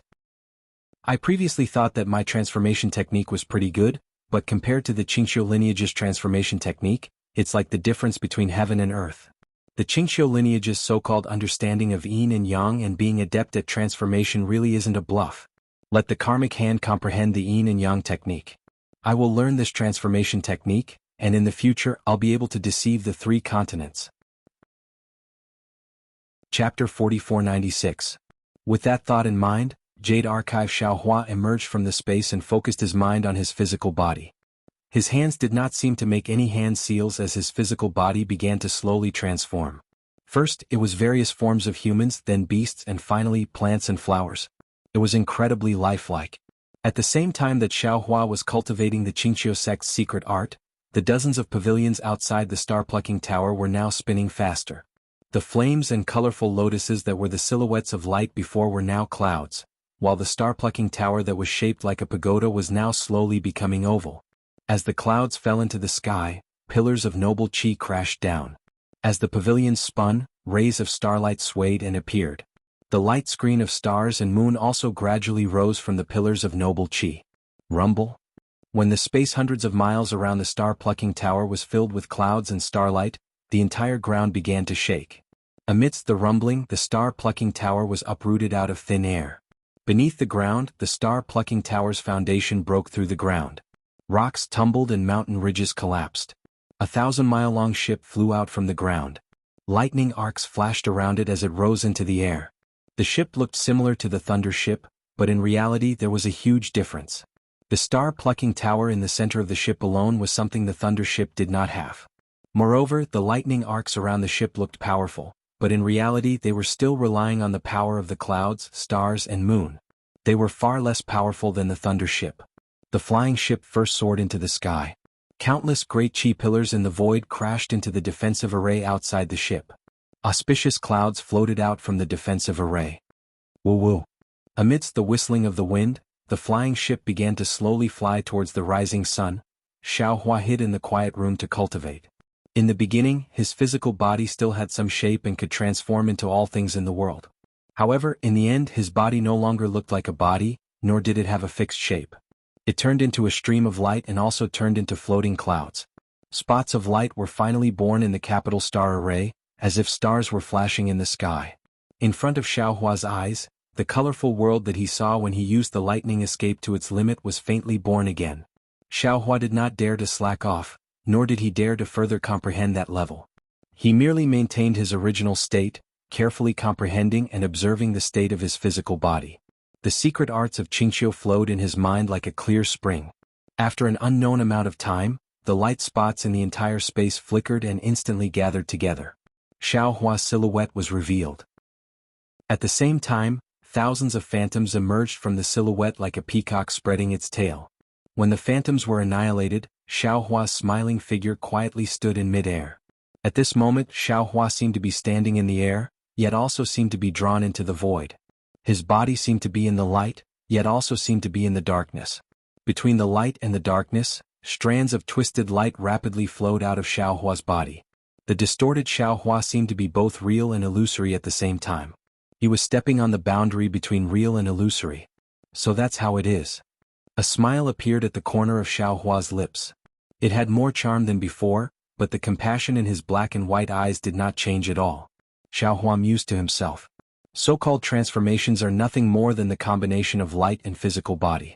The inferior would use the physical body to drive light and shadow, the mediocre would use light and shadow to power the physical body, while the superior would fuse light and shadow together with the physical body. It's a pity. Even if the Qingqiu lineage knows that yin and yang are adept at transformations, they would never know that there is a light escape technique in this world, one that allows one to hide in light as an escape technique. Light and shadow would fuse with the physical body at a superficial level, and the physical body would fuse with light and shadow at a profound level. In the end, the art of yin and yang is the true foundation of the Qingqiu lineage, while transformations are but a minor detail. And yet, I was able to comprehend the surface of it in such a short period of time. Senior Su, the immortal realm's enforcer of punishments, had not gained much from the legacy of Qingqiu Mountain for so long. Aside from the fact that Senior Su had never practiced the art of heaven and earth manipulation before, it is also because Senior Su does not possess a demon form and could not grasp the mysteries of the demon's cultivation of the power of stars and moon. More importantly, Senior Su has never refined the rainbow bone, which means he could not comprehend the mysteries of light and physical body. Xiaohua's brow lifted at the thought, an indescribable elegance appearing between his brows. He floated up from the praying mat, raised a hand and grasped. His hand instantly turned into a sheet of light and shadow, and the hundreds of jade talismans that had been laid out in a formation fell into his hand like swallows returning to their nest. Just as he put away the jade talismans, a faint voice wafted from outside the sanctuary. "Xiaohua, this junior is here." Xiaohua hurriedly replied. "Is something the matter, Senior Su? The Chitty River is up ahead. If you don't have anything urgent to cultivate, come out of seclusion first." Su Ji did not use his divine ability, but only transmitted his voice softly from outside. Xiaohua flew to the door of the sanctuary, urged his body to pass through the pavilion, and appeared in front of Su Ji. He smiled and said, "This junior has already finished his meditation and was waiting for senior to summon me." Su Ji's gaze swept over Xiaohua and he could not help but be surprised. Behind him, Fairy Xingyu also said curiously, "Xiaohua, you seem to have changed into a different person." Xiaohua touched his nose and said with a wry smile, "Seniors, what do you mean? I've only been cultivating in seclusion for dozens of days. Why do I seem to have changed into a different person?" The ancients have said that a scholar who has been away for 3 days should be looked at with new eyes. Fairy Xingyu looked up and down at Xiaohua again, pursed her lips and said with a smile, "This sentence is especially suitable for you. Previously you were like a Xiaohua. Although you were budding, you were abnormally shy and had a bit of a dusty aura. But now this Xiaohua has bloomed. Not only is its fragrance assailing the nose, but it is also glorious. Even if light dust falls on it, it will produce a luster. Not to mention other things, just this little habit of yours of wiping your nose. It looked a little funny before, but now, it has a kind of cute and attractive charm. Even I can't help but feel a sense of familiarity." "Elder sister," Xiaohua said with a wry smile, "can you not be so mushy? Why does it sound like there's a lot of cosmetics?" "Xingyue is right," Su Ji said meaningfully, "you have indeed made me look at you in a new light." "Senior, you flatter me." Xiaohua understood tacitly and bowed. "This is all thanks to senior's kindness. This junior dares not forget it." Su Ji helped Xiaohua up and said, "Opportunities are opportunities. This is the will of the heavens." "What are the two of you doing behind my back again?" Fairy Xingyu asked. When she saw the two of them acting like this, she immediately understood something. "If you give Xingyue to Xiaohua, I will consider telling you." Su Ji turned to look at Fairy Xingyu and said calmly. When Xiaohua heard this, he smiled wryly in his heart and thought, "Senior Xiao, are you trying to help me or set a trap for me?" Xiaohua naturally wanted Xingyue, but Fairy Xingyu clearly had her own plans and had no intention of handing it over to him. When Xiaohua encountered the betrayal of the two Zhai Xing Lu, he did not express his intentions. He only asked Fairy Xingyu to investigate it herself. He had already made his attitude clear in advance. Zhai Xing Lu had nothing to do with him. Since Fairy Xingyu saw that there were some problems with Zhai Xing Lu, she must be able to predict that Zhai Xing Lu would be in chaos in the future. Given this, Fairy Xingyu might have the intention of entrusting Xiaohua to him. Now that Su Ji had said this, even if Fairy Xingyu had such thoughts, they would definitely be dispelled by Su Ji's words. Sure enough, Fairy Xingyu smiled coldly and said, "It's up to you whether you want to say it or not. The matter between two men has nothing to do with me. I just taught a few more secret techniques of the immortal world. Who doesn't know how to do it? Teach me if you have the ability." Su Ji retorted sarcastically as if he was looking for trouble. Fairy Xingyu was slightly taken aback. However, after a moment she smiled and said, "Of course I know how to. However, that will have to wait until he reaches the immortal world. Let's go." Su Ji glanced at Fairy Xingyu, knowing that she was warning him. However, he did not take it seriously and said, "The Star Moon Palace is already close at hand. Aren't you anxious at all?" "Phew." Fairy Xingyu straightened up and stretched. Her slender body was not much different from Su Ji's.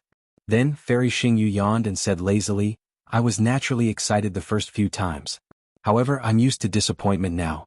Even though I've made so many preparations for the appearance of the Star Moon Palace, I don't dare have any more extravagant hopes when I think about the possibility of failure." Su Ji frowned and said, "Didn't I tell you? With Xiaohua's help this time, there won't be too much of a problem." "Your divination technique?" Fairy Xingyu smiled slightly and asked in return, "If there was a well-tested divination technique in this world, would you still be banished to the 3 continents? If your divination technique was really useful, would you still need to explore the Star Moon Palace for the 9th time? In this world there are many fickle people. There are many feelings of loss and loneliness. Change is the essence of the heavenly way. You and I are just ordinary immortals. We can't take a peek at the heart of the heavenly way." Needless to say, Su Ji could already sense the deep sense of loss in Fairy Xingyu's tone. Xiaohua also understood that Fairy Xingyu's heart had been hurt by the 2 traitorous stargazing tower masters. Thus, she had doubts about the entire Star Moon expedition. Su Ji opened his mouth wanting to say something.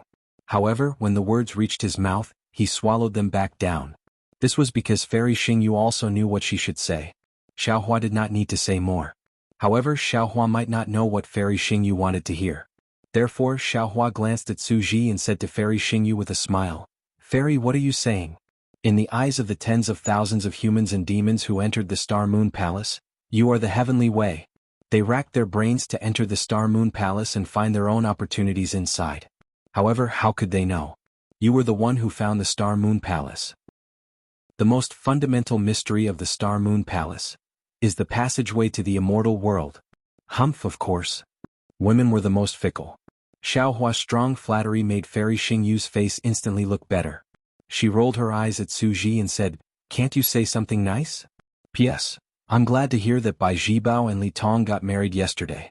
I wish the golden couple 100 years of happiness and a long life together." Chapter 4497. Haha. Without waiting for Su Ji to speak, Xiaohua immediately laughed and said, "Senior Su, I'll tell you more when we reach the immortal realm. There are too many people now, so it might be inconvenient to talk about some things." Fairy quickly opened Zhai Xinglu. Fairy Xingyu glanced at Su Ji angrily. When she saw the coldness in Su Ji's eyes, her heart trembled. Just as Xiaohua had speculated, the Punisher Celestial Lord and the Disciplined Celestial Lord were not on good terms, and the Punishment Palace and the Discipline Palace were like fire and water. It was fine if Fairy Xingyu and Su Ji were in the three continents, but if they returned to the immortal realm, how could they be so free? Although they had not yet returned to the immortal realm, Su Ji had already begun to be on guard, and Fairy Xingyu had a premonition of the estrangement between the two of them in the immortal realm. Alas, even if they are immortals, so what? Fairy Xingyu sighed secretly. With a wave of her sleeve, a cluster of starlight flew out from her hand and rushed to the top of the palace. When the brilliance of the top of the palace appeared, a clear and cloudless blue sky appeared in front of Xiaohua. Su Ji glanced at Fairy Xingyu and said to Xiaohua, "Let's go. This is the Chitty River. The signs of the Star Moon Palace's appearance are obvious. It will appear at any time." Okay. Xiaohua nodded and followed Su Ji out of Zhai Xinglu. At this time, Zhai Xinglu stopped on a mountain range. On one side of the mountain range, the disciples of the 100 schools of thought had begun to leave Zhai Xinglu one after another. The disciples of Zhai Xinglu, as well as the cultivators who had been selected to follow Zhai Xinglu into the Star Moon Palace, flew to the other side of the mountain range. Xiaohua had just looked around when suddenly, an indescribable wind whistled in the distance. Xiaohua hurriedly turned his head. In the east, a majestic river seemed to have come from the sky. It rushed across the ground and fell to the end of the sky. The river seemed to be endless and also seemed to be bottomless. The orange river sparkled under the sun. If there was more orange, it would be similar to the Blood River. If there was less orange, it would not be as brilliant as it was now. This was the Chitty River. The sparkling scarlet color covered the surface of the river like tiny swimming fish. Wisps of water vapor rushed into the air and emitted a scarlet glow. Although this scarlet glow was very thin, its brilliance was not inferior to the surface of the river. Where the wind blew, the brilliance swayed and different illusions surged out. Occasionally, some clouds would surge and turn into colored glass, precious pearls, ingots, pearls and other shapes, making them even more dazzling. Although the scenery of heaven and earth was vivid, after looking at it for a while, Xiaohua felt somewhat bewildered. This was because above the surface of the river, the sound of the wind could be heard. Huge gusts of wind whistled past as if there were many wind tunnels. The strange sounds were even more soul-stirring than the wails of ghosts and howls of wolves. However, in this violent wind, the surface of the river was picturesque, and the waves were like flowers. It was no different from the usual calm and tranquil waves. What was special was that under those thin ripples, the river water did not have any impurities. It was incomparably clear and bright like a crystal. At a glance, one could see more than a dozen feet. Under the surface of the water, perhaps there were some swaying aquatic plants, perhaps there were some floating algae, but no matter if it was fish, shrimp, or river worms, there were no traces of them. Xiaohua was just about to release his divine sense to investigate when boom! The sound of an explosion resounded from several thousand li away in the sky. Immediately, 10,000 waves surged violently like a tide, hiding the sky and covering the earth as they smashed down, covering an area of 10,000 li. Under the waves, an indescribable distortion appeared in the sky of 10,000 li. This distortion was like tens of millions of tiny vortexes. Not only did the nearby airflow mutate, crisscrossing and attacking, even the splashing sunlight flashed with light. The entire space of 10,000 li was filled with these waves, as if an enormous bubble was rapidly spreading in all directions. The ripples soared high into the sky, and clouds were torn apart one after another. Many fine spatial cracks could be faintly seen. The ripples crashed into the river surface, and many ditches that were several feet long were torn open. The ripples blew across the ground and sand and pebbles were sent flying. Thousands of spider web-like cracks appeared on the ground. However, the surface of the river still did not show any waves. The sand and stones on the ground rushed up several feet and then fell back down. It was as if a large hand was firmly pressing down on the space of several thousand li. Xiaohua's gaze fell on the waves of space. Similar to the nine-tailed fox painted sculpture, layers upon layers of light entered Xiaohua's mind. Tens of thousands of balls of light attracted Xiaohua's gaze. Although Xiaohua tried his best to avoid his gaze falling on these balls of light, in a flash, a spot of light had already appeared in front of him out of thin air. Boom. The moment Xiaohua's gaze fell, a primitive catalog crashed into Xiaohua's mind. This prehistoric catalog was a little different from what Xiaohua had seen before. Although the mountains were extremely tall and the water was extremely deep, the mountains were collapsing and the water was pouring down. Amidst the rumbling of the mountains and rivers, there were many incomparably huge figures crazily fighting.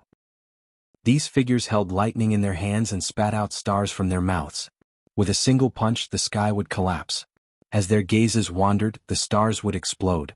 All kinds of indescribable wills and unparalleled power swept through the entire primitive world. These wills were extremely provocative and tyrannical. Even the incomparably huge primitive world could not withstand these wills. Xiaohua was already at the grand ascension stage of the human race, and he had also experienced the ruins and the primordial continent in the past, but as soon as his spiritual sense came into contact with these consciousnesses, he was struck by a sense of inferiority, and a sense of acute pain welled up in his mind. Xiaohua did not dare to be negligent. He hurriedly withdrew his gaze and his scattered divine consciousness from the balls of light. However, in the space within 10,000 miles, a remnant red color had already appeared. The moment Xiaohua's gaze fell, the sky gradually darkened. The setting sun, which was supposed to be setting in the west, shone listlessly in this space. Pieces of broken spiritual consciousness, rays of light that had been stripped away, and strands of remnant spiritual consciousness wandered helplessly in the blood-red color. Whoa! Just as Xiaohua was about to sigh, a wave that could destroy the heavens and the earth was born in the center of the space. A hurricane suddenly rose with the wave, and thousands of miles of space were torn apart. Wave after wave of collapse spread in all directions. In just an instant, the 10,000 miles of space that was previously covered completely disappeared. The balls of light were void and the waves were void. Even Xiaohua's divine consciousness, which had fallen into the space, was not spared. The collapse of the space was very strange. It was only within 10,000 miles of space and outside of the wave, it was not affected at all. Furthermore, after the collapse, countless primordial chi of heaven and earth rushed in from other places, and the entire space gradually returned to its original state. Seeing this, Xiaohua could not help but be dumbfounded. He thought to himself, "Oh my, what's the origin of this star-moon palace? How is it related to the Eldritch world?" However, it was only a moment before he came to a realization. Nonsense, if there's no origin, how can there be an opportunity to enter the immortal world inside? How can two immortals, Su Ji and Fairy Xingyu, spend so much effort to enter? However, the Star-Moon Palace has yet to appear. Just this premonition should be enough to extinguish the ambitions of many cultivators, right? Thinking of this, Xiaohua looked around again. Indeed, the spaceship that Zhai Xinglu had restored had already descended from the sky and stopped steadily between the mountains. There were many Zhai Xinglu disciples sitting cross-legged on the spaceship. Every one of them was meditating, and wisps of noble chi and primordial chi of heaven and earth were entering the spaceship through the void. On the mountains around the spaceship, the 100 schools of thought had already dispersed. Many Confucian cultivators were lying on the ground dispiritedly. Some had blood at the corners of their mouths, some had blood seeping out of their 7 orifices, and some even had holes in their heads. Xiaohua was only at a corner of the Chidi River.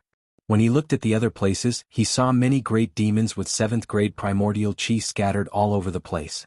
Xiaohua's gaze swept across, and there were tens of thousands of them. Unlike humans, the great demons were mostly alone and did not have any followers. Moreover, among the tens of thousands of great demons, nearly 10% of them were lying on the ground, and they all looked seriously injured. There were even close to 100 great demons whose bodies had already collapsed, and it seemed that they would not survive. Not far from where the great demons were, there were some Buddhist disciples. There were not many of them, only about 1,000 of them. However, these Buddhas did not have the usual kind looks. Instead, they were all glaring angrily, and it was obvious that they were Buddhist guardians. On the other side of Zhai Xinglu, the situation was different from that of the demon race. Although it was already dusk, there was a brilliant brilliance in this space. Layers of auspicious clouds spread out in the sky like a barrier. Pillars of awe-inspiring qi, driven by the inscriptions on the armor, danced like horned dragons. Images of men plowing and women weaving, scholars reading at night, and generals fighting on the battlefield appeared on the inscriptions on the armor. Above these images, there were 4 huge flower-shaped flying boats that emitted a low rumble, and a majestic, awe-inspiring aura spread out in all directions. This aura carried enlightenment, subservience, majesty, and also self-admiration. Oh! Just as Xiaohua was about to take a closer look at the 4 flower-shaped flying boats, a slightly puzzled voice sounded in his ears. "Why aren't you reacting?" Xiaohua turned his head and looked at Fairy Xingyu, who was standing not far away and looking at him. He smiled and said, "What kind of reaction does this junior need in order to express his admiration for the Star Moon Palace? Is it subservience to the aura in the premonition?" No. Fairy Xingyu was obviously not attracted by Xiaohua's deliberately awkward choice of words. Instead, she shook her head and said, "You definitely have some secrets that you have not mentioned. The premonition of the Star Moon Palace is extraordinary.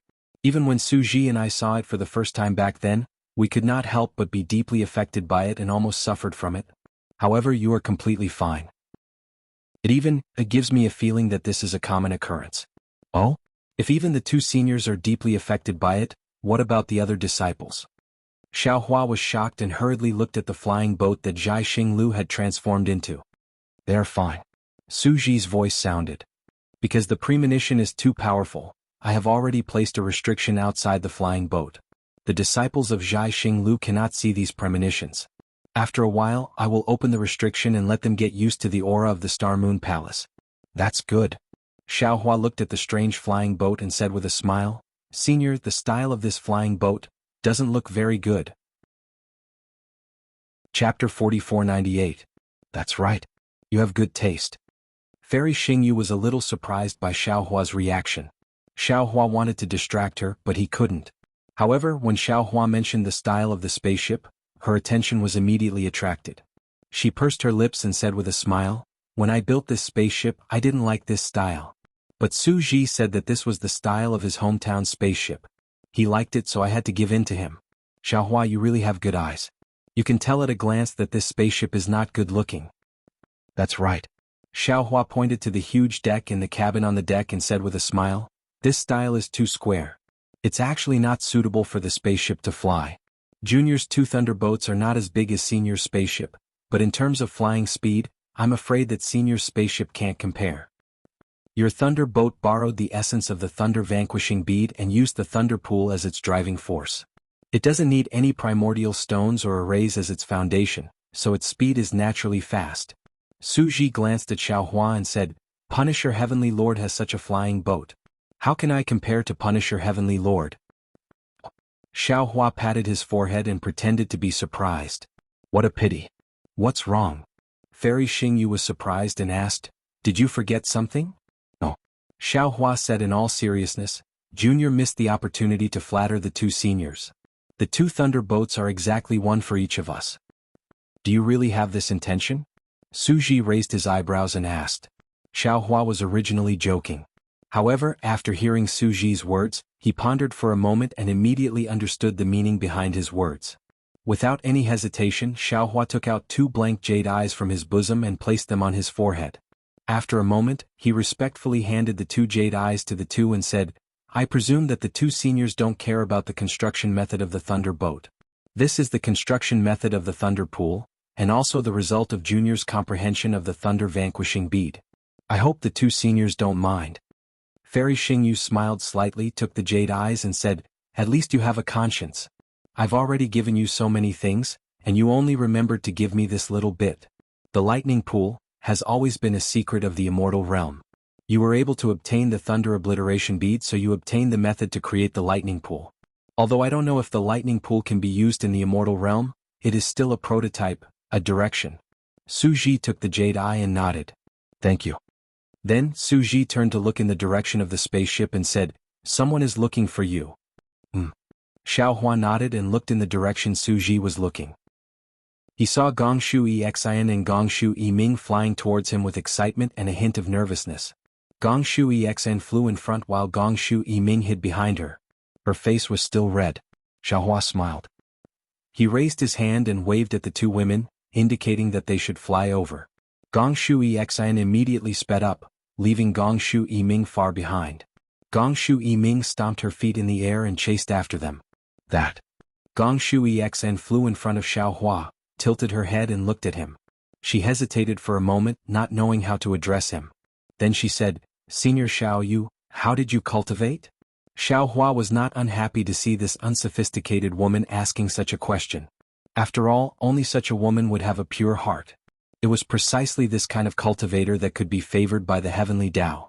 But he still said angrily, "Palace Master Xingyue and Senior Su are here. Why don't you greet them first?" "Yes, I was wrong." Gongshu Exian was straightforward. She hurriedly bowed to Fairy Xingyu and Su Ji and said, "Greetings to the two seniors.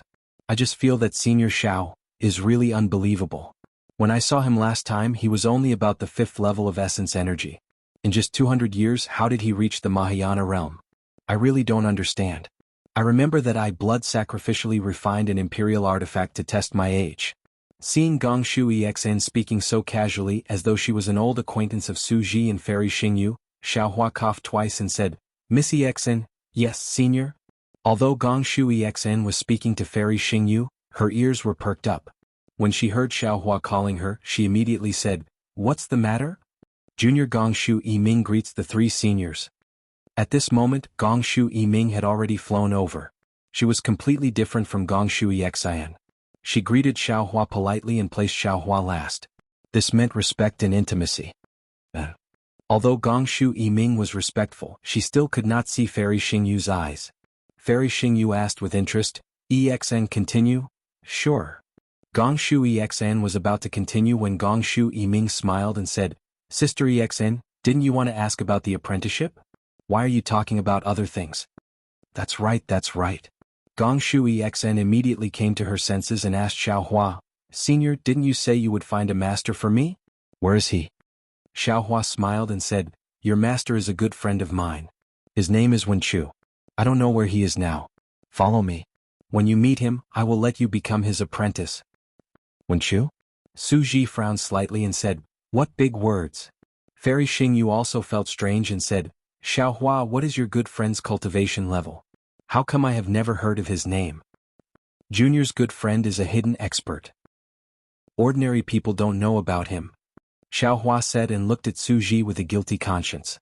After all, during the 5 brocade cloud painting battle at Black Wind Ridge, Xiaohua had revealed 3 heavenly hearts. Xiaohua did not know if Su Ji could see through it. Fortunately, Su Ji did not suspect him. He only looked indifferently at the Chidi River in the distance. However, at this glance, Xiaohua discovered something strange. This was because Su Ji, who was as cold as a rock, actually had a rare sense of warmth when he saw Fairy Xingyu's appearance. What expert? How come I don't know? Fairy Xingyu obviously did not notice that warmth. She said angrily, "Zhai Xinglu's Hall of Heroes has recorded all the high-level cultivators in the 3 continents. Even the Peng Lai Immortal Realm is no exception." Peng Lai Immortal Realm? Xiaohua's heart skipped a beat.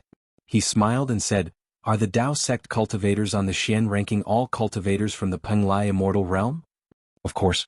Fairy Xingyu nodded and said, "If it's not the Peng Lai Immortal Realm, how can there be Dao sect cultivators with 8th grade essence power? Even if it's the Western Paradise, the Lane Temple would never allow high-level Dao sect cultivators to exist." "Senior, how can a cultivator escape from the Peng Lai Immortal Realm?" Xiaohua said with a smile, "After all, that thing is in the hands of immortal Emperor Gaochen. How would I know? You can ask your good friend who is a Confucian cultivator to ask the immortal emperor." Fairy Xingyu said coldly, "He's called Wenchu. I'm afraid he's on par with the immortal emperor, right?" These words confused Gongshu Exian and Gongshu Yiming. They didn't dare to interrupt and could only wait by the side. "Oh, by the way, Missy Exian, what did you say about the imperial equipment that you refined?" Fairy Xingyu suddenly remembered and asked Gongshu Exian with interest. Gongshu Exian answered without thinking, "It's nothing. It's just that the imperial equipment measured that Senior Xiao is only 400 or 500 years old." Xiaohua wanted to stop her, but he thought that if he continued to talk he would definitely reveal himself. Therefore he simply stopped talking and waited for the last denial. Hee, that's impossible. Fairy Xingyu said with a smile. If he was 500 years old then and 300 years old now, he's only 800 years old. Who in this world can cultivate to the Mahayana realm before the age of 1000? Not only did Fairy Xingyu not believe it, but even Su Ji was stunned. He withdrew his gaze from the Chidi River and looked at Xiao Hua. Of course. Xiao Hua said with a smile. At that time I said that the imperial equipment that Isin refined was a little off. What? When Gong Shui Xian heard Xiao Hua say that her imperial equipment wasn't good, she immediately retorted unconvinced. Senior, Junior's imperial equipment isn't any different on Senior's body, but on other people's bodies it works. That's Xiao Hua's problem. Fairy Xingyu said with a smile. Isin, do you still have that imperial equipment? Gong Shui Isin nodded and said, of course. Ah, silly girl. Xiao Hua said earnestly, you should be careful. She is a senior, but she's only the palace master of Xingyue. What about me? I'm your future master's good friend. Can't you tell who's closer and who's further away? Don't be sold by others and count the copper coins for them. Yes. Gong Shui Isin lowered her head and answered. Her figure flew more than 10 feet away from Fairy Xingyu. Little girl, how about I exchange this for your imperial equipment? Fairy Xingyu raised her hand and took out a jade eye and handed it to Gong Shui Isin, saying, you can take a look at it before you decide. Okay. Gong Shui Isin took the jade eye. After looking at it, her face was filled with ecstasy and she said anxiously, Senior, this, sure? Fairy Xingyu stopped Gong Shui Isin from saying more and only asked, are you willing to exchange? This. Gong Shui Isin thought for a moment and handed the jade eye back to Fairy Xingyu saying, it's better not to exchange. Oh, what do you mean not to exchange? You must exchange.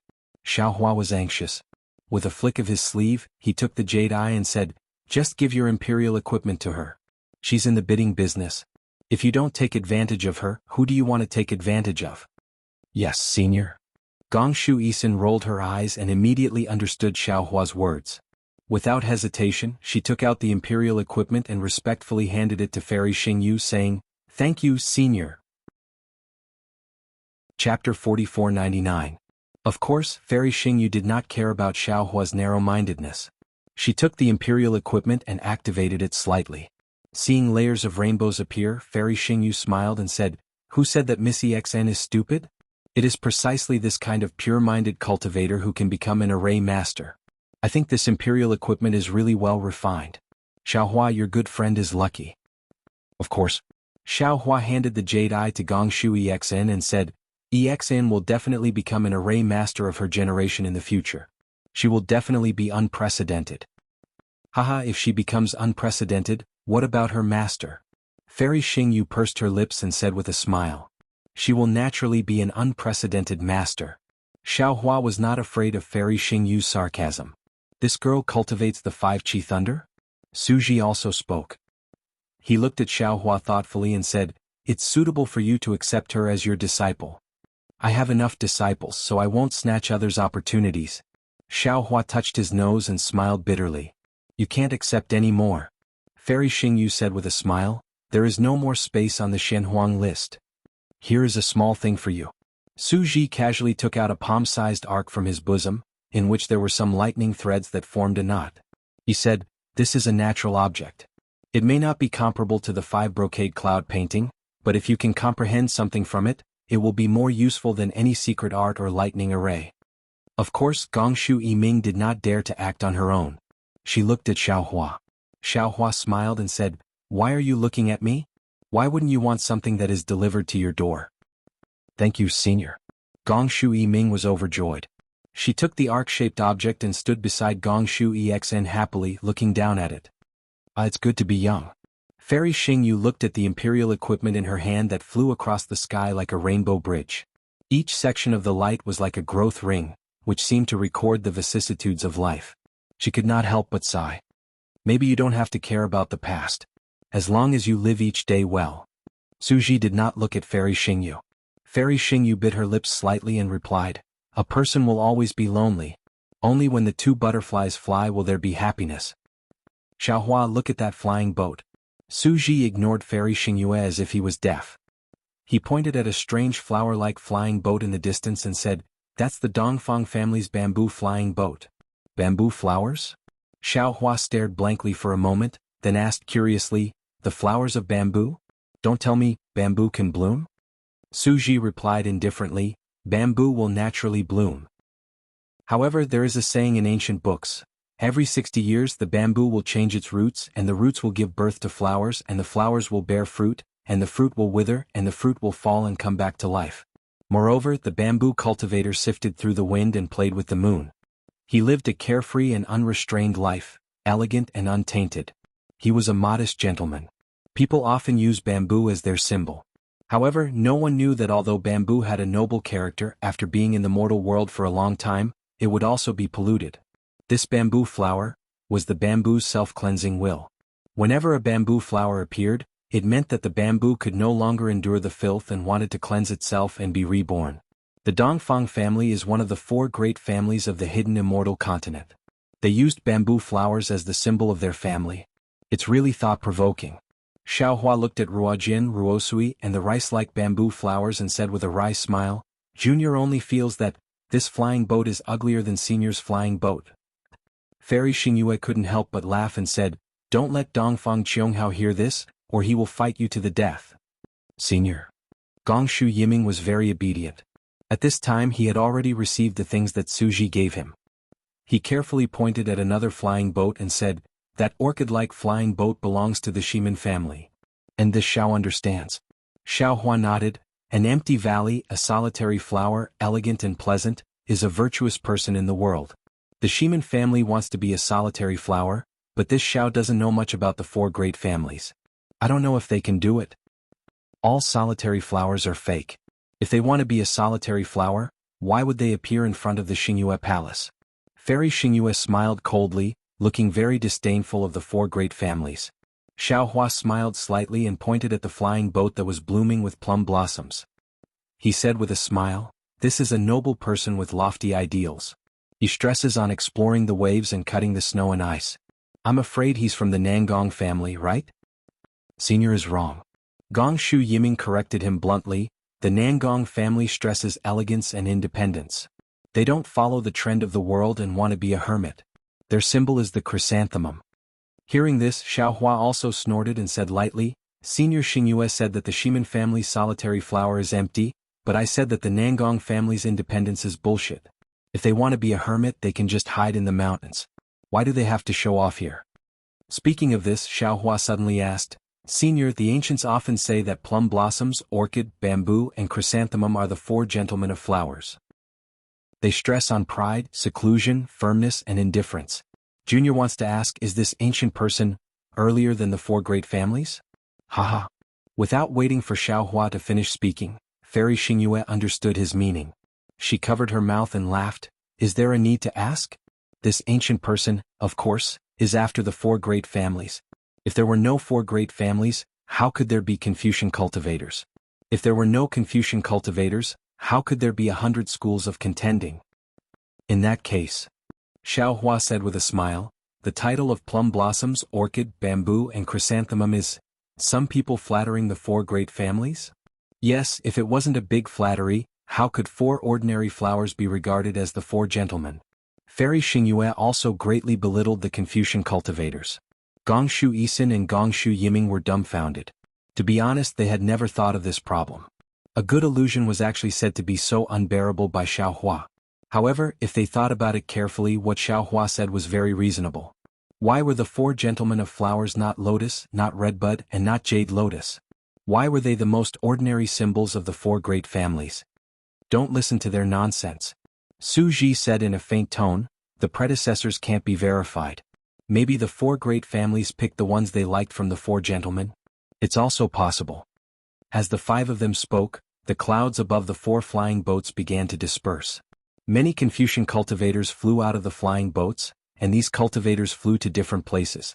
Some cultivators from the various families that had been resting in the mountain range also flew out and landed on the 4 flying boats.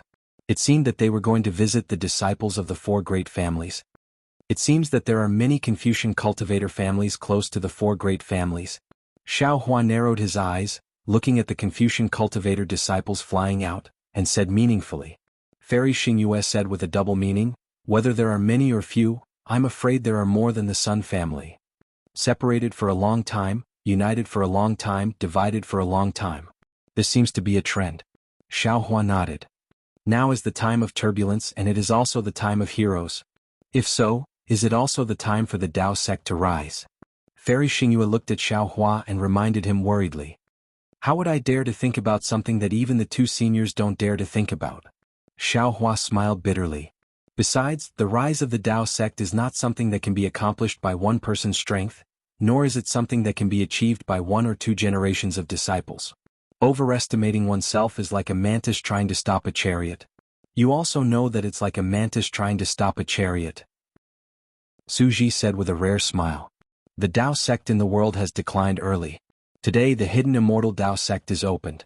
With me Xiaohua in the world, how dare I let my disciples be bullied and humiliated?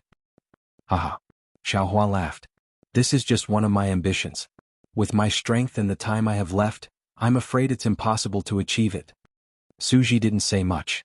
Fairy Xingyue smiled and said, You underestimate yourself too much. With your current ability, although you can't revive the Dao sect, the prosperity of the Dao sect is second only to the ancient times. Moreover, Xingyue. Suji frowned slightly and scolded. Yes. Fairy Xingyue rolled her eyes and said, And because of your gatha, we noticed you. Xiaohua naturally didn't believe Fairy Xingyue's words, but he didn't care that Fairy Xingyue didn't completely reveal her meaning. Fairy Xingyue must have said that he had the ability to revive the Dao sect, but Xiaohua knew himself well. He might have the ability to fight against the Immortal Emperor and the Vairocana Buddha, but it was absolutely impossible for him to revive the Dao sect. The current Fortune Gate was not afraid of any of the families of Confucian cultivators, the Sun family of the Immortal Palace, the Buddhist sect, or even any great saint of the demon clan. However, the powerful Dao sect of the ancient times was destroyed by the joint forces of the Immortals, Buddhists, and demons. How could the Fortune Gate be a match for the joint forces of the Immortals, Buddhists, and demons? Seeing that the three seniors were talking about the revival of the Dao sect in front of them, Gongshu Isin and Gongshu Yiming looked at each other and lowered their heads slightly, pretending not to hear. By the way, Suji suddenly asked, Xiaohua, it seems that you are very resistant to the four great families. Could it be that you and the Sun family of the Immortal Palace? Senior, have you forgotten? I have a good friend who is a Confucian cultivator. He is the Immortal General of the Immortal Palace. Xiaohua reminded. I forgot. That Sun Wu is quite interesting. Suji nodded and then raised his eyebrows. He looked at the flying boat of the four great families and said, The disciples of the four great families are coming. I don't want to see them. You deal with them yourself. After saying that, Suji flew towards the Chidi River. Xiaohua looked at Gongshu Isin and Gongshu Yiming and said, You two accompany the seniors and get to know the disciples of the four great families. Perhaps it will be beneficial for you in the future. Yes, senior. Gongshu Isin and Gongshu Yiming agreed in a low voice. They watched Xiaohua leave with Suji. When they turned around, they saw four martial grandmasters flying towards them. Fairy Xingyue didn't care, but Gongshu Yiming didn't dare to. She hurriedly wanted to greet them, but when she saw that Gongshu Isin didn't move, she hurriedly pulled on Gongshu Isin's sleeve. Just as she was about to speak, Fairy Xingyue said, You don't have to greet them. Chapter 4500. Yes, senior. Gongshu Yiming hurriedly answered, standing there. We are Dongfang Yushan, Shimen Hingyue, Nangong Pingping, and Baiming Qihan. Greetings, Master of Stars and Moon. The four extraordinarily dignified 7th grade elemental force grandmasters cupped their fists in greeting. Greetings, immortals.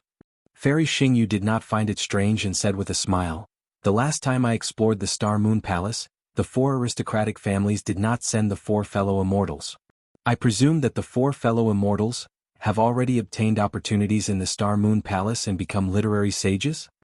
Dongfang Yushan smiled. You're right. The patriarchs of the four aristocratic families also sent us to greet you. Thank you for providing us with information. If you need our help in the future, please feel free to ask. When it comes to cooperation, both sides will benefit, but if we don't, both sides will suffer. Fairy Xingyu nodded slightly. Please go back and report to the patriarchs of the four aristocratic families that Zhai Xinglu is Xingyu's Zhai Xinglu and Moon Embracing Palace is Xingyu's Moon Embracing Palace. If they leave Xingyu, they will no longer be Zhai Xinglu and moon-embracing palace. The four Confucian cultivators looked at each other. Although they did not quite understand the meaning of these words, they somewhat understood in their hearts. They hurriedly nodded and said, "We understand. After we reach the Star Moon Palace, we will definitely pass on these words to the Patriarch." Good. Fairy Xingyu flicked her sleeves and said, "The signs of the Star Moon Palace's appearance have already appeared. It won't be long before the Star Moon Palace appears. As usual, I will go in first, followed by the four aristocratic families." "Thank you, Fairy." Dongfang Yushan looked at everyone and said, "We will take our leave first. See you in the Star Moon Palace." Fairy Xingyu responded and turned to fly to the resting place of the Zhai Xinglu disciples. Dongfang Yushan flew back with Baiming Qihan and the others.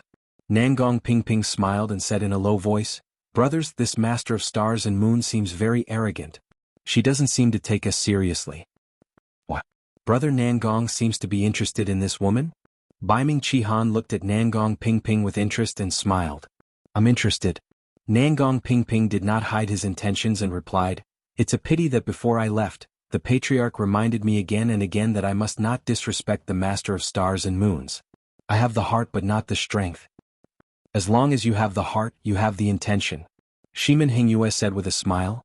"This huge star moon really makes all the forces in the world envious. If you can deal with the Star Moon Lord, doesn't Xingyue belong to the Nangong family?" Nangong Pingping hurriedly waved his hand and said, "I only have the intention. The one with the power is Brother Dongfang. As long as he lifts a finger, Xingyue, shu." Dongfang Yushan hurriedly stopped Nangong Pingping when he saw that Nangong Pingping's words were getting more and more unbearable. "Brothers, just say what you want, don't be too frivolous. How could someone who could establish Star Moon be an ordinary person? The Patriarch has already told us to be careful, so why should we look for trouble? I don't know about other cultivators, but senior brother Heng Si, who entered the Star Moon Palace last time, clearly said that the Master of Stars and Moons is a mutant. If you want to obtain an opportunity in the Star Moon Palace and come back alive, don't provoke the Master of Stars and Moons."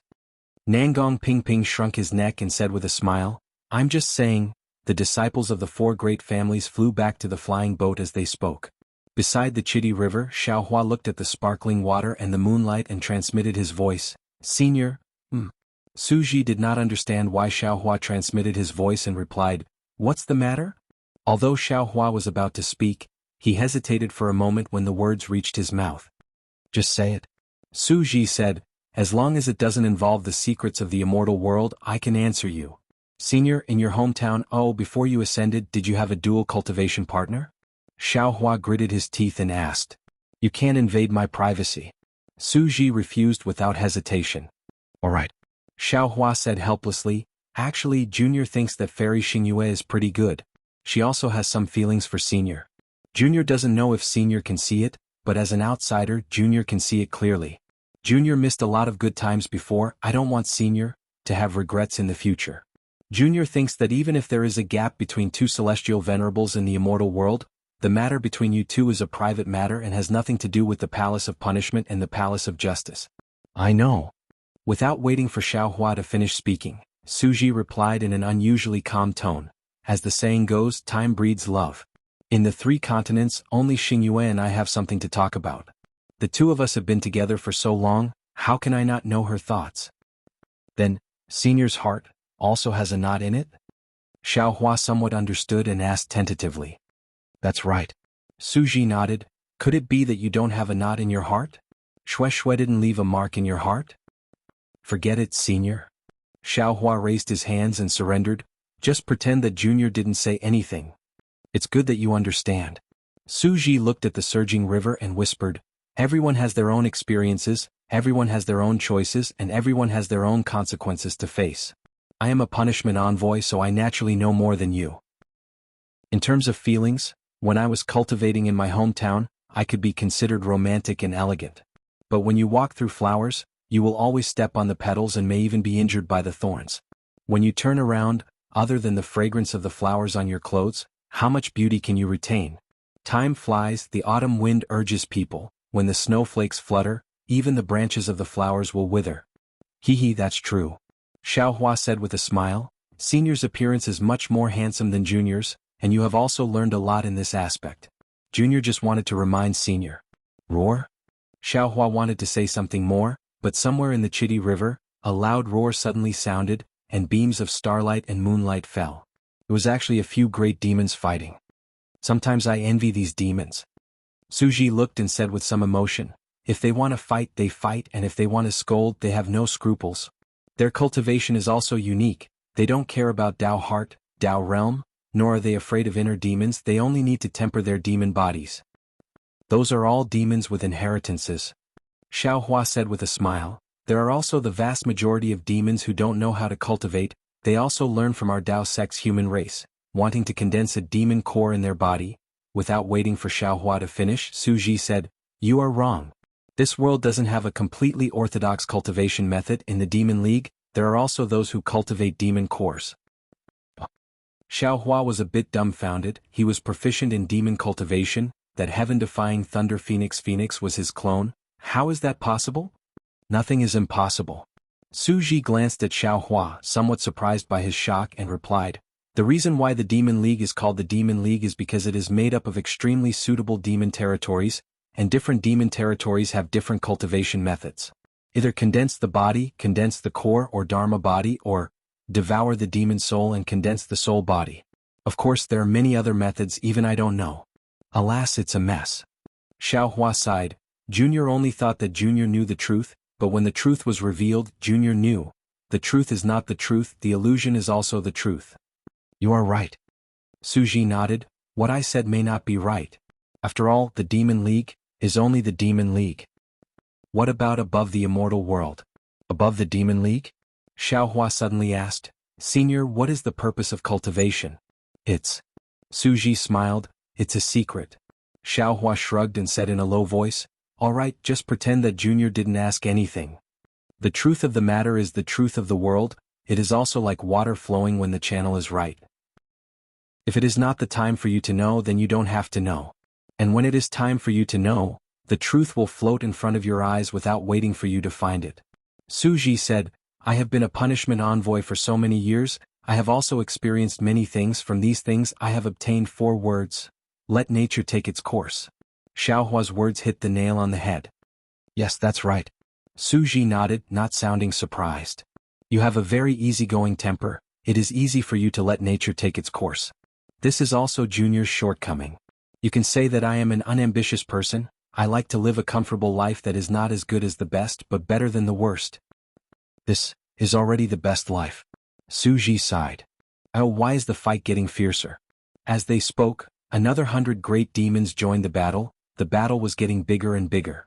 Xiaohua asked worriedly, don't we need to shout for them to stop? Don't worry about them. Suji glanced casually and said, the demon clan has always been like this. Before the Xingyue Palace appears, the power of the starlight will become violent. This will incur the wrath of some great demons with unstable foundations, and it will be easy for fights to break out. When their eyes turn red from fighting, that is when the Xingyue Palace appears. Hearing this, Xiaohua hurriedly turned to look at Zhai Xinglu's spaceship. Indeed, Fairy Xingyue had already given the order from Zhai Xinglu, and a group of Zhai Xinglu's disciples began to prepare for departure. Xiaohua narrowed his eyes and looked at Chitty River. The space that had been disturbed by the fluctuations earlier had sped up again. Layer upon layer of silver tadpole-like light spots had already covered nearly 10,000 miles of the river surface. Under the silver light, the previously orange river surface gave off a crimson glow, looking very strange. Xiaohua muttered in his heart, the Xingyue Palace is finally going to appear. This famous Xingyue Palace. What will it look like? Thinking of the Xingyue Palace, Xiaohua unconsciously thought of the illusory array in the ruins when he fought with the unrestrained heavenly demon. A shuddering feeling quietly emerged from the bottom of his heart. Or rather, a shadow gradually shrouded his heart. Could it be a trap? Xiaohua couldn't help but look at Suji. Suji didn't pay attention to anything else, but instead focused his attention on the sky above the Chitty River. His face was slightly nervous. Xiaohua was slightly relieved. It shouldn't be. This is not the first time we have entered the Xingyue Palace. Suji and Fairy Xingyue have already explored the passageway a few times and returned safely. Chapter 45:01. Another hour passed. Suddenly, the crescent moon that was hanging in the sky for half a day suddenly streaked across the vast sky and nailed itself in the middle of the night sky. Furthermore, the crescent moon from before suddenly expanded, revealing other parts of the shadow. A full moon was swollen and scattered moonlight. The night sky that was originally filled with brilliant stars was now filled with no stars at all. This moonlight was so bright that tens of thousands of miles around the Chitty River were as bright as day. In just a moment, the full moon seemed to shatter, turning into tens of thousands of fragments. Even the moonlight that filled the sky was also divided. Pillars of light appeared in the night sky, and at this time the night sky seemed to be unable to cover the Chitty River, turning into darkness that was mixed in between the pillars of light. Boom! A muffled sound rang out. Although it came from the horizon, it also shook the hearts of all the humans and demons. The entire world shook under this roar. Like a watermelon being opened, the stars in the night sky were like melon seeds inside the melon, flashing with a black brilliance. It was clearly a black brilliance, but in the dark night, it was clearly seen by people. However, when Xiaohua's eyes turned, the black turned into a red color. After the red color, the 6 colors of orange, yellow, green, cyan, blue and purple flashed clearly. In the end, every starlight turned into a halo, revealing a translucent milky white starlight. Wing wing wing. On the Chitty River, the space within tens of thousands of miles was shaking. The river water that previously seemed to be tightly pressed down by a large hand was now slowly being split. In just a few breaths, the seemingly endless and bottomless Chitty River was actually split into 2 halves. The severed river water was not like an ordinary river water, forming waves, but was still as calm as before. Swish swish swish. At the same time the Chitty River was cut off, the moonlight that had previously splashed across the Thousand Demons' sacred realm also began to gather, falling within a radius of 1,000,000 miles around the Chitty River. The mottled light and shadow looked like a layer of a giant tree's crown blocking the Thousand Demons' sacred realm. As the light and shadow fell, a thick shadow gradually appeared. An indescribable majesty, heaviness, fear, and suppression seeped out from this shadow. With the appearance of this black shadow, countless chaotic fluctuations rushed out in all directions. Space began to be disturbed, and the heaven and earth origin energy as well as the aura of righteousness turned into chaos. An apocalyptic pressure descended upon the Crimson River. Primordial world? As soon as Xiaohua came in contact with this fluctuation and aura, his expression immediately changed. He was simply too familiar with this aura. The ruins were still fine, as the aura of the human clan had rushed out of the desolation aura. However, the incomplete desolation continent was filled with this kind of desolation aura. However, on the incomplete Eldritch continent, the aura of the Eldritch continent was not complete, or rather, it was as ordinary as grass. It did not have the domineering and ferocious aura of the Star Moon Palace before him. Boom boom boom. In the middle of the moon, the silhouette of the Star Moon Palace was revealed. Following that, countless pillars of stars shot down. Just like the moonlight, the starlight that had previously covered the entire Thousand Demons' sacred realm was now all projected onto the outline of the Star Moon Palace. Pillars of starlight transcended time and space and landed on the Chitty River. The pillars of starlight were first twisted into knots before rushing into the outline of the Star Moon Palace. In just a few breaths' time, a huge object whose entire outline could not be seen clearly appeared above the Chitty River. This huge object was completely condensed from the brilliance of the moon and stars. Countless huge spots of light swam wantonly within it. Every time it moved, a majestic desolation aura would rush into the Thousand Demons' sacred realm. Wherever this desolation aura passed, hundreds of miles of space would be penetrated, forming a chaotic layer that isolated the Star Moon Palace from the Thousand Demons' sacred realm. Senior, is this the Star Moon Palace? Seeing that the Star Moon Palace had appeared, but it was not what he had imagined at all, Xiaohua could not help but ask, "Why? Can't I see the palace door?" "I can't see the palace either?" Suji replied indifferently, "Who told you that the Star Moon Palace must be a palace? Who told you that something named by Fairy Xing you must have a plaque of the Star Moon Palace?" "So I understand now." Xiaohua sighed. "This Star Moon Palace might not be a palace at all. It might not be. However, it's most likely still a palace." Suji replied. "When we first entered, the Star Moon Palace already looked like a palace. Otherwise, why would Fairy Xingyu name this object the Star Moon Palace? Moreover, there are also halls inside the Star Moon Palace. What about the palace door?" Xiaohua smiled bitterly. "Without the palace door, how do we enter?" "Don't be anxious, don't be anxious," Suji said unhurriedly. The entrance will appear eventually. It's just a matter of time. That's true. Why should I be anxious? Xiaohua nodded. Indeed. Su Ji replied casually. You're not anxious, but the eunuch is. What? Xiaohua was stunned. He did not quite understand. It's nothing. Su Ji was slightly taken aback. He then explained, this is a saying from my hometown. Oh. Seeing that Su Ji did not explain further, Xiaohua responded and released his divine thought. However, when his divine thought touched the chaotic layer of space, it was immediately shattered by the space. He could not pass through it at all. At the edge of the space, the desolation aura was abnormally dense. This Star Moon Palace really looks like an ancient relic. At this point, Xiaohua no longer had any doubts about the origins of the Star Moon Palace. This was because he could clearly see with his naked eye that this Star Moon Palace was somewhat similar to Pengu's axe. What the Star Moon Palace had revealed earlier was not a real palace, but an illusory silhouette. Only after the pillar of light from the stars and moon had fallen did it solidify into a real body. Seeing this, Xiaohua had some understanding. Wasn't Pengu's axe the same? On the Desolation continent, Pengu's axe was just an illusory silhouette. Only in the 3 continents would Pengu's axe become a real body. Of course, the Star Moon Palace was on the other side of a chaotic layer of space. If this layer of space disappeared, the complete Star Moon Palace would definitely be revealed. Xiaohua and Su Ji were fully focused on observing the Star Moon Palace. The other forces were also rubbing their palms together. The disciples of Zhai Xinglu had already flown behind Xiaohua and Su Ji, lining up in the formation they had rehearsed earlier, waiting for the right time. In the distance, the disciples of the 4 great clans were also waiting in formation, waiting for the Star Moon Palace to make a move. Behind the 4 great clans and the Star Moon Palace, the 100 schools of thought, which were Confucian cultivators, were also eyeing covetously.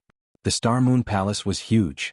In other places, some Taoist cultivators, some Buddhist protectors, and most of the great demons of the demon clan released their remarkable abilities, waiting for the Star Moon Palace to open.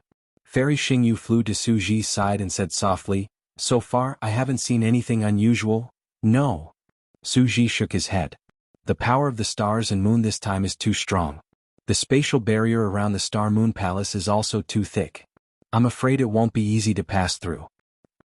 Isn't it that 7 stars great sage from the Great Sage Hall? Fairy Xingyu gritted her teeth in hatred. He didn't become a sage earlier or later, but he actually became a sage at this juncture. Moreover, not only did he trigger the 7 stars transit, but he also triggered the 10,000 stars transit after entering the Great Sage Hall. Of course, this greatly increased the strength of the 1,000 Demons Sacred Realm, but it also triggered too much of the power of the stars and moon in the 3 continents. Su Ji did not complain like Fairy Xingyu. Instead, he said softly, we can pass through this spatial barrier easily, but the disciples of Zhai Xinglu and those cultivators who are sensitive to the power of the stars and moon will be in trouble. What are you afraid of? Fairy Xingyu pursed her lips and smiled. She looked as if she had a card up her sleeve. She said, if it was the last time we would naturally have to worry and waste our dermic powers. But this time we don't have to worry at all. Although Fairy Xingyu did not look at Xiaohua, Xiaohua smiled bitterly. Before Su Ji could speak he said, seniors, you don't have to worry about this. Leave it to me. I'll keep them in the Kunlun mirror first and release them after they enter. There's another problem. Fairy Xingyu said worriedly. I'm afraid that we won't be able to find a pavilion in the Star Moon Palace where we can use storage bags. That'll be troublesome. Ah. Xiaohua was stunned and asked curiously, Senior, do you mean, there's no way to use imperial weapons or magic treasures like the Heaven and Earth bracelet in the Star Moon Palace? Of course. Fairy Xingyu smiled bitterly. I don't know why the Star Moon Palace is so strange. Even among the immortals. Sai, it seems that there are very few such restrictions. Let's keep these cultivators in the Kunlun mirror first. Su Ji ordered without hesitation. Although the Starry Sky Maze is difficult, we have a 20% chance of success. Including them, it's only 40%. Now that Xiaohua is with us, even if he has a 10% chance, it's still 30%. It's best if these cultivators can come out. If they can't, then they can't. Okay. Xiaohua nodded and said to Fairy Xingyu, Fairy, come with me and let those disciples of Zhai Xinglu enter my Kunlun mirror. Okay.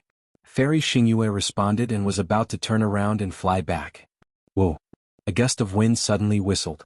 In the distance, where the demon clan had gathered, A great demon that was at least 10,000 feet in size suddenly flapped its wings and pounced toward Xingyue Palace, wanting to take the lead.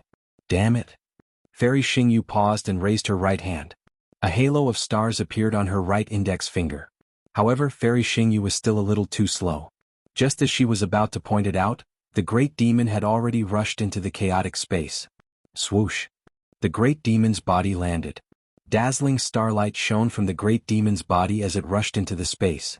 The great demon's body instantly expanded by more than 30%.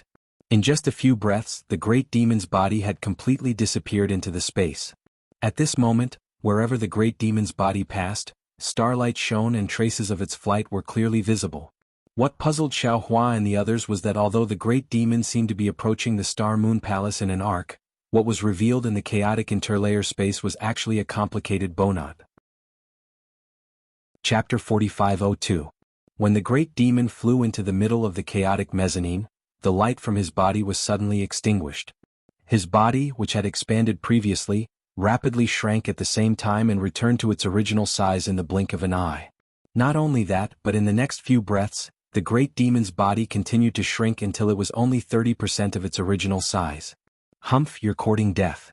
Fairy Xingyu's expression was cautious at first, but when she saw the great demon's body shrink, a sneer appeared on her face. She said to Xiaohua, "Let's go. There's no need to look anymore. The door to the Star Moon Palace has not been opened yet. If you go in now you'll only die." Xiaohua nodded and retreated steadily. His gaze was still fixed on the great demon. Sure enough, Xiaohua had only flown a few dozen feet when the great demon's body and mind suddenly swayed in the spatial mezzanine. Like a kite that had lost its string, it kept tumbling in the wind. Every time it tumbled, the great demon's body shrank. When it had shrunk to the size of a few dozen feet, it turned into a shadow and fell into the Chitty River. Unfortunately, there were no waves on the Chitty River. Who knew what kind of spatial crevice this reckless great demon had fallen into? You want to enter the Star Moon Palace before my Zhai Xinglu? What a joke. Fairy Xingyu said hatefully. If the Star Moon Palace was so easy to enter, would the 4 aristocratic families let my Zhai Xinglu enter first? Xiaohua smiled faintly and did not agree. He was still wondering why the spatial mezzanine was so strange. Fairy Xingyu ordered, and the disciples of Zhai Xinglu obeyed. Xiaohua took out the Kunlun mirror and activated his dermic powers to send the disciples into the Kunlun Wonderland. Gongshu Yisin, Gongshu Yiming, and Mo Jinli naturally followed him in. However, they were in the Xinhua continent. Zhai Xinglu was now the center of attention. Everything that Xiaohua did fell into everyone's eyes. Seeing the disciples of Zhai Xinglu disappear, the disciples of the 4 aristocratic families smiled thought-provoking. While Xiaohua was casting his technique, Su Ji transmitted his voice over from afar. Fairy Xingyu did not disturb Xiaohua and flew over. At that moment, the thick and massive silhouette of the Star Moon Palace began to move. The light of the stars and the moon that had previously condensed into the silhouette of the Star Moon Palace flowed like stars. High up in the sky, the light of the stars and the moon continued to fall, colliding with the flowing brilliance of the Xingyue Palace. A scene that was more dazzling than all the fireworks in the world was presented before everyone. The light fell into the chaotic interlayer in the middle, refracting layers of magnificent illusions. These illusions were like a fairyland, like the traces of a devil. Traces of unfathomable fluctuations were also emitted. The fireworks lasted for the time it took to brew a cup of tea before a saber-shaped brilliance strangely flashed past. Then a cluster of waves rushed out from the Star Moon Palace. The fireworks were split in half by the saber light. The waves seeped out from the gap and a shadow that looked like the word convex was born from the fireworks.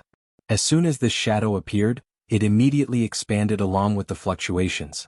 Layers upon layers of overlapping shadows rushed into the chaotic interlayer of space. What was very strange was that when this shadow entered the interlayer, it began to spiral and twist in the same way as when the great demon flew in. In just a moment, countless convex-shaped shadows began to spread throughout the entire interlayer of space. No one could tell which shadow was connected to which. Xiaohua. Su Ji called out in a deep voice. This is the door of the Star Moon Palace. Let's prepare to enter. Xiaohua had just kept the Kunlun mirror and flew to Su Ji and Fairy Xingyu's side. When he saw this situation, he naturally knew that the Star Moon Palace door had appeared. However, what Xiaohua had never expected was that this Star Moon Palace door was a little too strange, wasn't it? Not to mention that there was no lofty gatehouse, not to mention that there were no imposing flower pillars, there wasn't even the outline of the door. It was just a specious shadow. Of course, the way the shadow appeared was really annoying. The path that stepped into the shadow was filled with death. Xiao Hua involuntarily cried out, "Ah? This is the so-called Star Moon Palace door? I've thought about it for a long time and looked forward to it for so many years. I really never dreamed that the Star Moon Palace door would be like this. Do you think that the palace door is all dignified? Do you think that the palace door is all carved beams and painted pillars?" Fairy Xingyu sneered. "Don't you see that there are 9 other doors in the Immortal Palace? In addition to these 9 doors, there are also side doors and side doors. If an ordinary Confucian cultivator wants to enter the Immortal Palace, do you expect him to enter through the main door?" Xiao Hua touched his nose in boredom and said with a wry smile, "Yes, cats have their own ways and mice have their own ways. Could it be that the Star Moon Palace door is different from the usual one? In the eyes of the ancient god clan, we are indeed inferior to cats and mice." Fairy Xingyu sighed. However, after Fairy Xingyu finished speaking, Suji exclaimed in surprise, "Oh no! Xingyu, look, the light path of the palace door did not break through the spatial mezzanine. We are not even qualified to set foot in the palace door. How is that possible?" Fairy Xingyu was shocked. She hurriedly looked over. Sure enough, countless convex light shadows covered the spatial mezzanine. However, these light shadows were all within the mezzanine, and none of them fell on the edge of the mezzanine.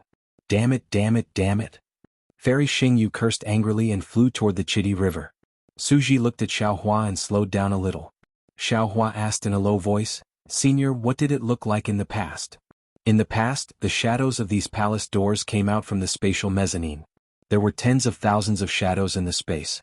Suji explained in a low voice, "We only needed to rely on our celestial artifacts to find the correct shadows and the correct route.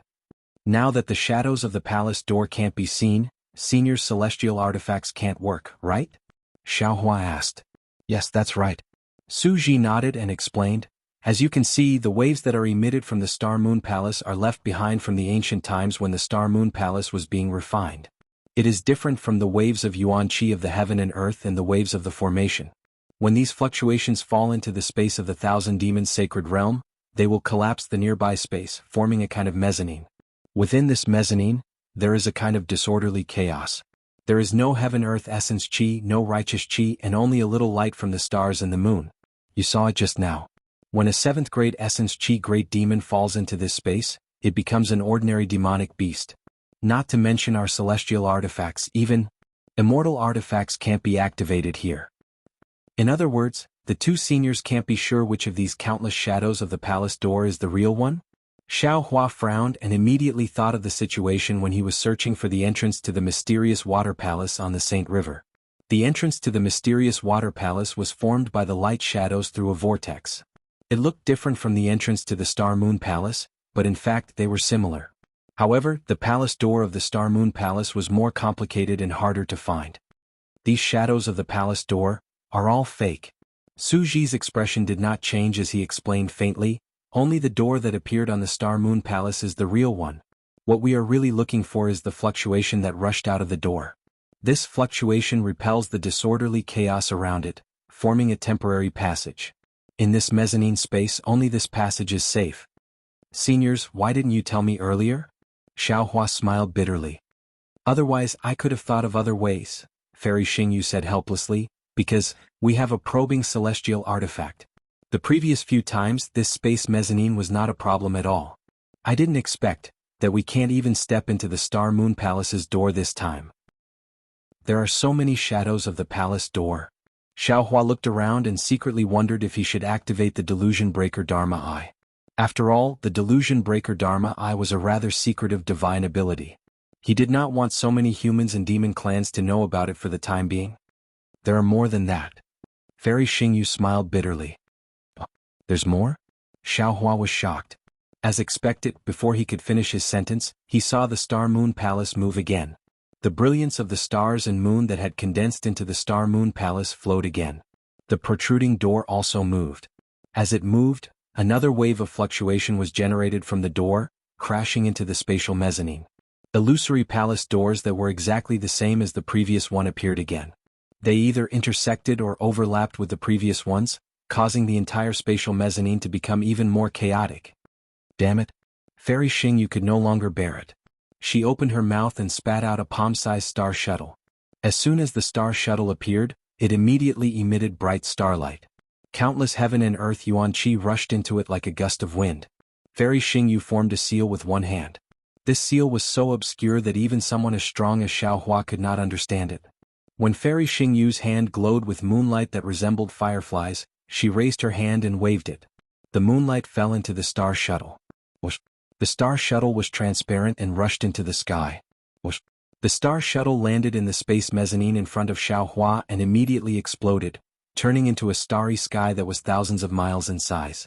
There were many stars twinkling in the starry sky. Each star corresponded to a shadow of a palace door within this 1,000 miles.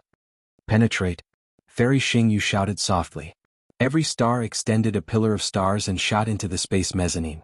It seemed that Fairy Xingyu wanted to break through the space mezzanine by force. The pillar of starlight shot into the spatial mezzanine. Similar to the great demon from before, it expanded abruptly. However, after charging a few li, the pillar of starlight showed signs of dissipating. Moreover, the pillar of starlight started to bend, and its entire trajectory condensed into a knot of light. Disregarding the fact that the knot of light was intermittent, whether Xiaohua and the others could safely reach the correct palace door phantom after charging through the pillar of starlight. Based on the fact that the pillar of starlight had turned into stardust after charging a few more li, Xiaohua understood that given immortal Xingyu's methods, she probably wouldn't be able to find the true palace door phantom. Suji, give me a hand. Fairy Xingyu shouted, unwilling to admit defeat. I don't believe it. Chapter 4503. Even if I can help you, I'm afraid we don't have enough time. Suji's face also showed disappointment as he replied bitterly, it will take too long for your star shuttle to rush into the spatial mezzanine. I'm afraid we won't be able to find the real palace door. The palace door of the Star Moon Palace has already closed. What? Xiaohua was shocked again. How long will the palace door of the Star Moon Palace last? Why didn't you say so earlier? Suji did not explain to him. He only said, 2 hours at most, half an hour at least. Oh, there's still time. Xiaohua nodded and asked again, if this junior can find the general area, senior will be able to activate the star shuttle, right? You can determine the general area? Fairy Xingyu was overjoyed. This junior will try. Xiaohua nodded. However, this junior can't guarantee it. Xiaohua, you are indeed our savior. Fairy Xingyu shouted, Suji, your divination technique is really accurate. Seniors, get ready. Xiaohua said in a low voice as he looked around. On the entire Crimson Ground River, tens of thousands of humans and demons were watching the three of them perform a one-man show. By the way, senior, you can also ask the 4 great families and the great demons to think of a way. We can't always be the vanguard. Xiaohua thought of a way to distract them and whispered to Fairy Xingyu. Fairy Xingyu nodded and said, yes, they used to follow Zhai Xinglu and drink soup. Now let them do something. After saying that, Fairy Xingyu flew up into the sky and sent a voice transmission to the 4 great families, the Confucian cultivators, and the great demons of the demon clan. Xiaohua nodded at Suji and the 2 of them flew closer to the spatial mezzanine. Suji waved his hand and the exploded star shuttle was restored. The dim starlight fell into his hand. Xiaohua stopped and turned his head to look. Under Fairy Xingyu's voice transmission, the 4 great families and the Confucian cultivators were also a little flustered. They gathered together to discuss, while the great demons of the demon clan rushed into the mezzanine one after another. They each found a direction and activated their innate divine abilities, trying to find the real palace door. Senior. Xiaohua whispered, please protect this junior. I don't want others to see my divine abilities. All right. Without another word, Suji raised his arms high into the sky and spread his 5 fingers. Like a peacock spreading its tail, lightning immediately enveloped the surrounding hundreds of miles. Inside the thunder, Xiaohua slapped his forehead. A ghostly green light flashed and the delusion breaker eye slowly opened. Xiaohua couldn't help but suck in a breath of cold air when he saw everything through the illusion breaker eye. In front of Xiaohua's eyes was an incomparably huge golden color. This golden color made Xiaohua's delirium transcendence eye sour. Within the golden light, an irregular orange hole that looked like a hole was slowly moving. The orange hole radiated a tricolored flow. This flow was like a spring rushing into a grayish-black flowing wave. The flowing wave was shaking violently. Clusters of green and silver flashed constantly. The tricolored flow created a faintly discernible passageway in the flowing wave, and then dissipated within the flowing wave. Over there, Xiaohua whispered to Su Ji. However, the illusory image of the palace door is changing from time to time. All right. Su Ji's face was still calm as he replied via voice transmission. As long as you can roughly determine the range. After saying that, Su Ji turned around and sent a voice transmission to Fairy Xingyu. Fairy Xingyu was currently saying something to the Shiman family. She did not expect Xiaohua to be able to determine the location in such a short period of time. Therefore, without another word, she immediately teleported to Xiaohua's side.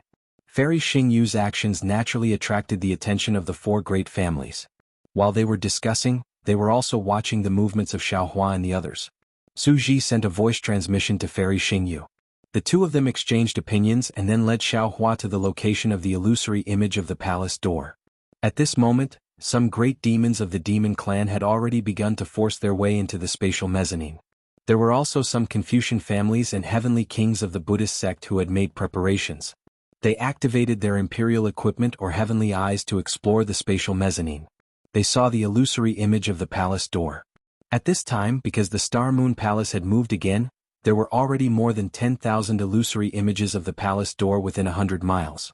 Xiaohua thought for a moment and said, Senior Su, please continue to protect me. I will activate my divine ability first. After I have some clues, can you activate your magic treasure? No need. Su Ji shook his head and said, Save your magic power first. There are still places in the Star Moon Palace that need your help. Here, according to our previous discussion, Fairy Xingyu and I will take action. Yes, Su Ji is right. Fairy Xingyu also nodded and said, There are many places that rely on the power of thunder. It's better for you to save your strength. With that, Fairy Xingyu nodded at Su Ji and said, You go first. I will activate it later. Let's find the right palace door first. Xiaohua hurriedly sent a voice transmission. Fairy, just follow the direction I know. There's no need to search anymore. What? This time even Su Ji was shocked. Your divine ability can actually see through the space that is close to chaos? It seems like it. Xiaohua nodded. Seeing that a few heavenly kings from the Buddhist sect were also coming over, he said, Let's hurry up and take action. Otherwise the Buddhist sect will take the lead. All right. Su Ji nodded. He raised his hand and took out a broken beast-shaped jade piece. The beast shape looked similar to the Luna beast in the Bright Moon Palace. However, it was broken and one could not see its full appearance. Su Ji opened his mouth and a water-blue thunderbolt fell into the jade piece. The entire jade piece emitted a blue brilliance. Boom. The moonlight that had originally fallen into the Star Moon Palace split into a pillar of moonlight and fell into the jade piece. Then a broken outline of the Luna beast appeared in front of Xiaohua. It is indeed the Luna beast. Xiaohua understood. Su Ji explained, This is an ancient relic I obtained when I was patrolling the borders of a forbidden area. I don't know its specific power, but I can barely activate the moonlight within it. Xingyue, come and lend me a hand. Once Xiaohua confirms the correct phantom image of the palace door, we will connect this pillar of starlight to that phantom image. If that's the case. Fairy Xingyu bit her lip and said softly, Won't the people from the four aristocratic families take advantage of us again? The Star Moon Palace was meant for them to take advantage of us. Su Ji scolded without holding back. Furthermore, at this point, why are you still thinking about this? There? Since he was not afraid of others taking advantage of them, Xiaohua did not hide it anymore. He raised his hand and pointed at the spot where the tricolored brilliance had disappeared. Fairy Xingyu looked over. Indeed, there were several palace door shadows at the place where Xiaohua had pointed. Fairy Xingyu's face turned solemn. She slowly formed a seal with both hands. Layers of mist-like brilliance appeared in the surrounding void. When a low rumbling sound was heard, Fairy Xingyu raised her hand again. It was as if she was holding a heavy object in her hand. Then she slowly dropped it toward the Luna Beast's shadow. Squeak. The Luna Beast's shadow made a sound that Xiaohua was familiar with. Then the shadow started to solidify. Su Ji did not dare to delay. He opened his mouth and a mouthful of blood essence mixed with silver light fell into the Luna Beast's brilliance. Then he pushed the blood essence along Xiaohua's moving finger. The Luna Beast immediately moved and rushed into the interlayer of space. In the chaotic interlayer of space, the Luna Beast's body could not help but spread out. However, there was a swaying tail behind it. The starlight in the tail was so bright that it dispersed the chaotic aura. Let's go. When Xiao Hua saw the passageway appear, he hurriedly urged his body to rush in. However, Su Ji said in surprise, "Don't be hasty. The palace door shadow has appeared before." "Senior?" Xiao Hua smiled and said, "The palace door shadow is just a facade." When Su Ji heard this, he could not help but laugh. Then, he held his forehead and said, "I have fallen into a habitual mindset." Habitual mindset. Xiao Hua did not understand what Su Ji meant. However, before he could ask further, Su Ji turned his head and said, "Xingyu, follow behind me. Xiao Hua, you stay at the back and protect me." "Yes, senior." Xiao Hua nodded. Su Ji stood up, and layers of strange markings appeared on his body. These markings rushed into the air and turned into tadpole-like runes, and when the runes flashed, a layer of dragon scale-like armor appeared around Su Ji's body. There were many lightning runes on this armor, and an indescribable aura was emitted from the armor. Looking at Fairy Xingyu, the marks also fell off her body and arms. A layer of soft armor that was engraved with many mysterious runes was also revealed. This soft armor was covered in starlight. Whoosh! Su Ji's body swayed and a thunderbolt crashed into the star mark. He chased after the moon beast. Fairy Xingyu turned her head and looked at Xiao Hua. She was a little surprised that Xiao Hua did not take out any Dharma treasure or armor to protect himself. However, she did not have time to say more. She only nodded and signaled Xiao Hua to be careful. Then she turned into a ray of starlight and chased after him. The two immortals flew into the passageway and immediately emitted strange lights and shadows. The lights and shadows seemed to be extremely long and wide at the same time. An aura was emitted from the passageway like a tidal wave. Xiao Hua took a deep breath and activated the vital energy in his body. Buzz buzz.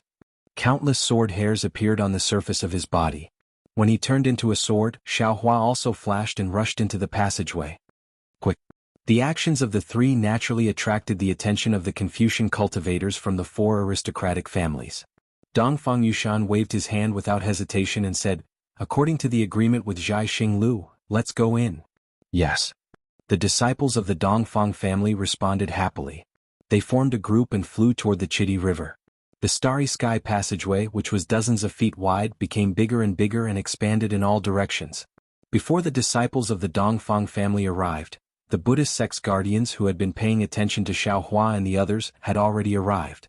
They also activated their bodies without hesitation and entered the passageway. You're tuning in to the Han Li's Wuxia Adventures YouTube channel.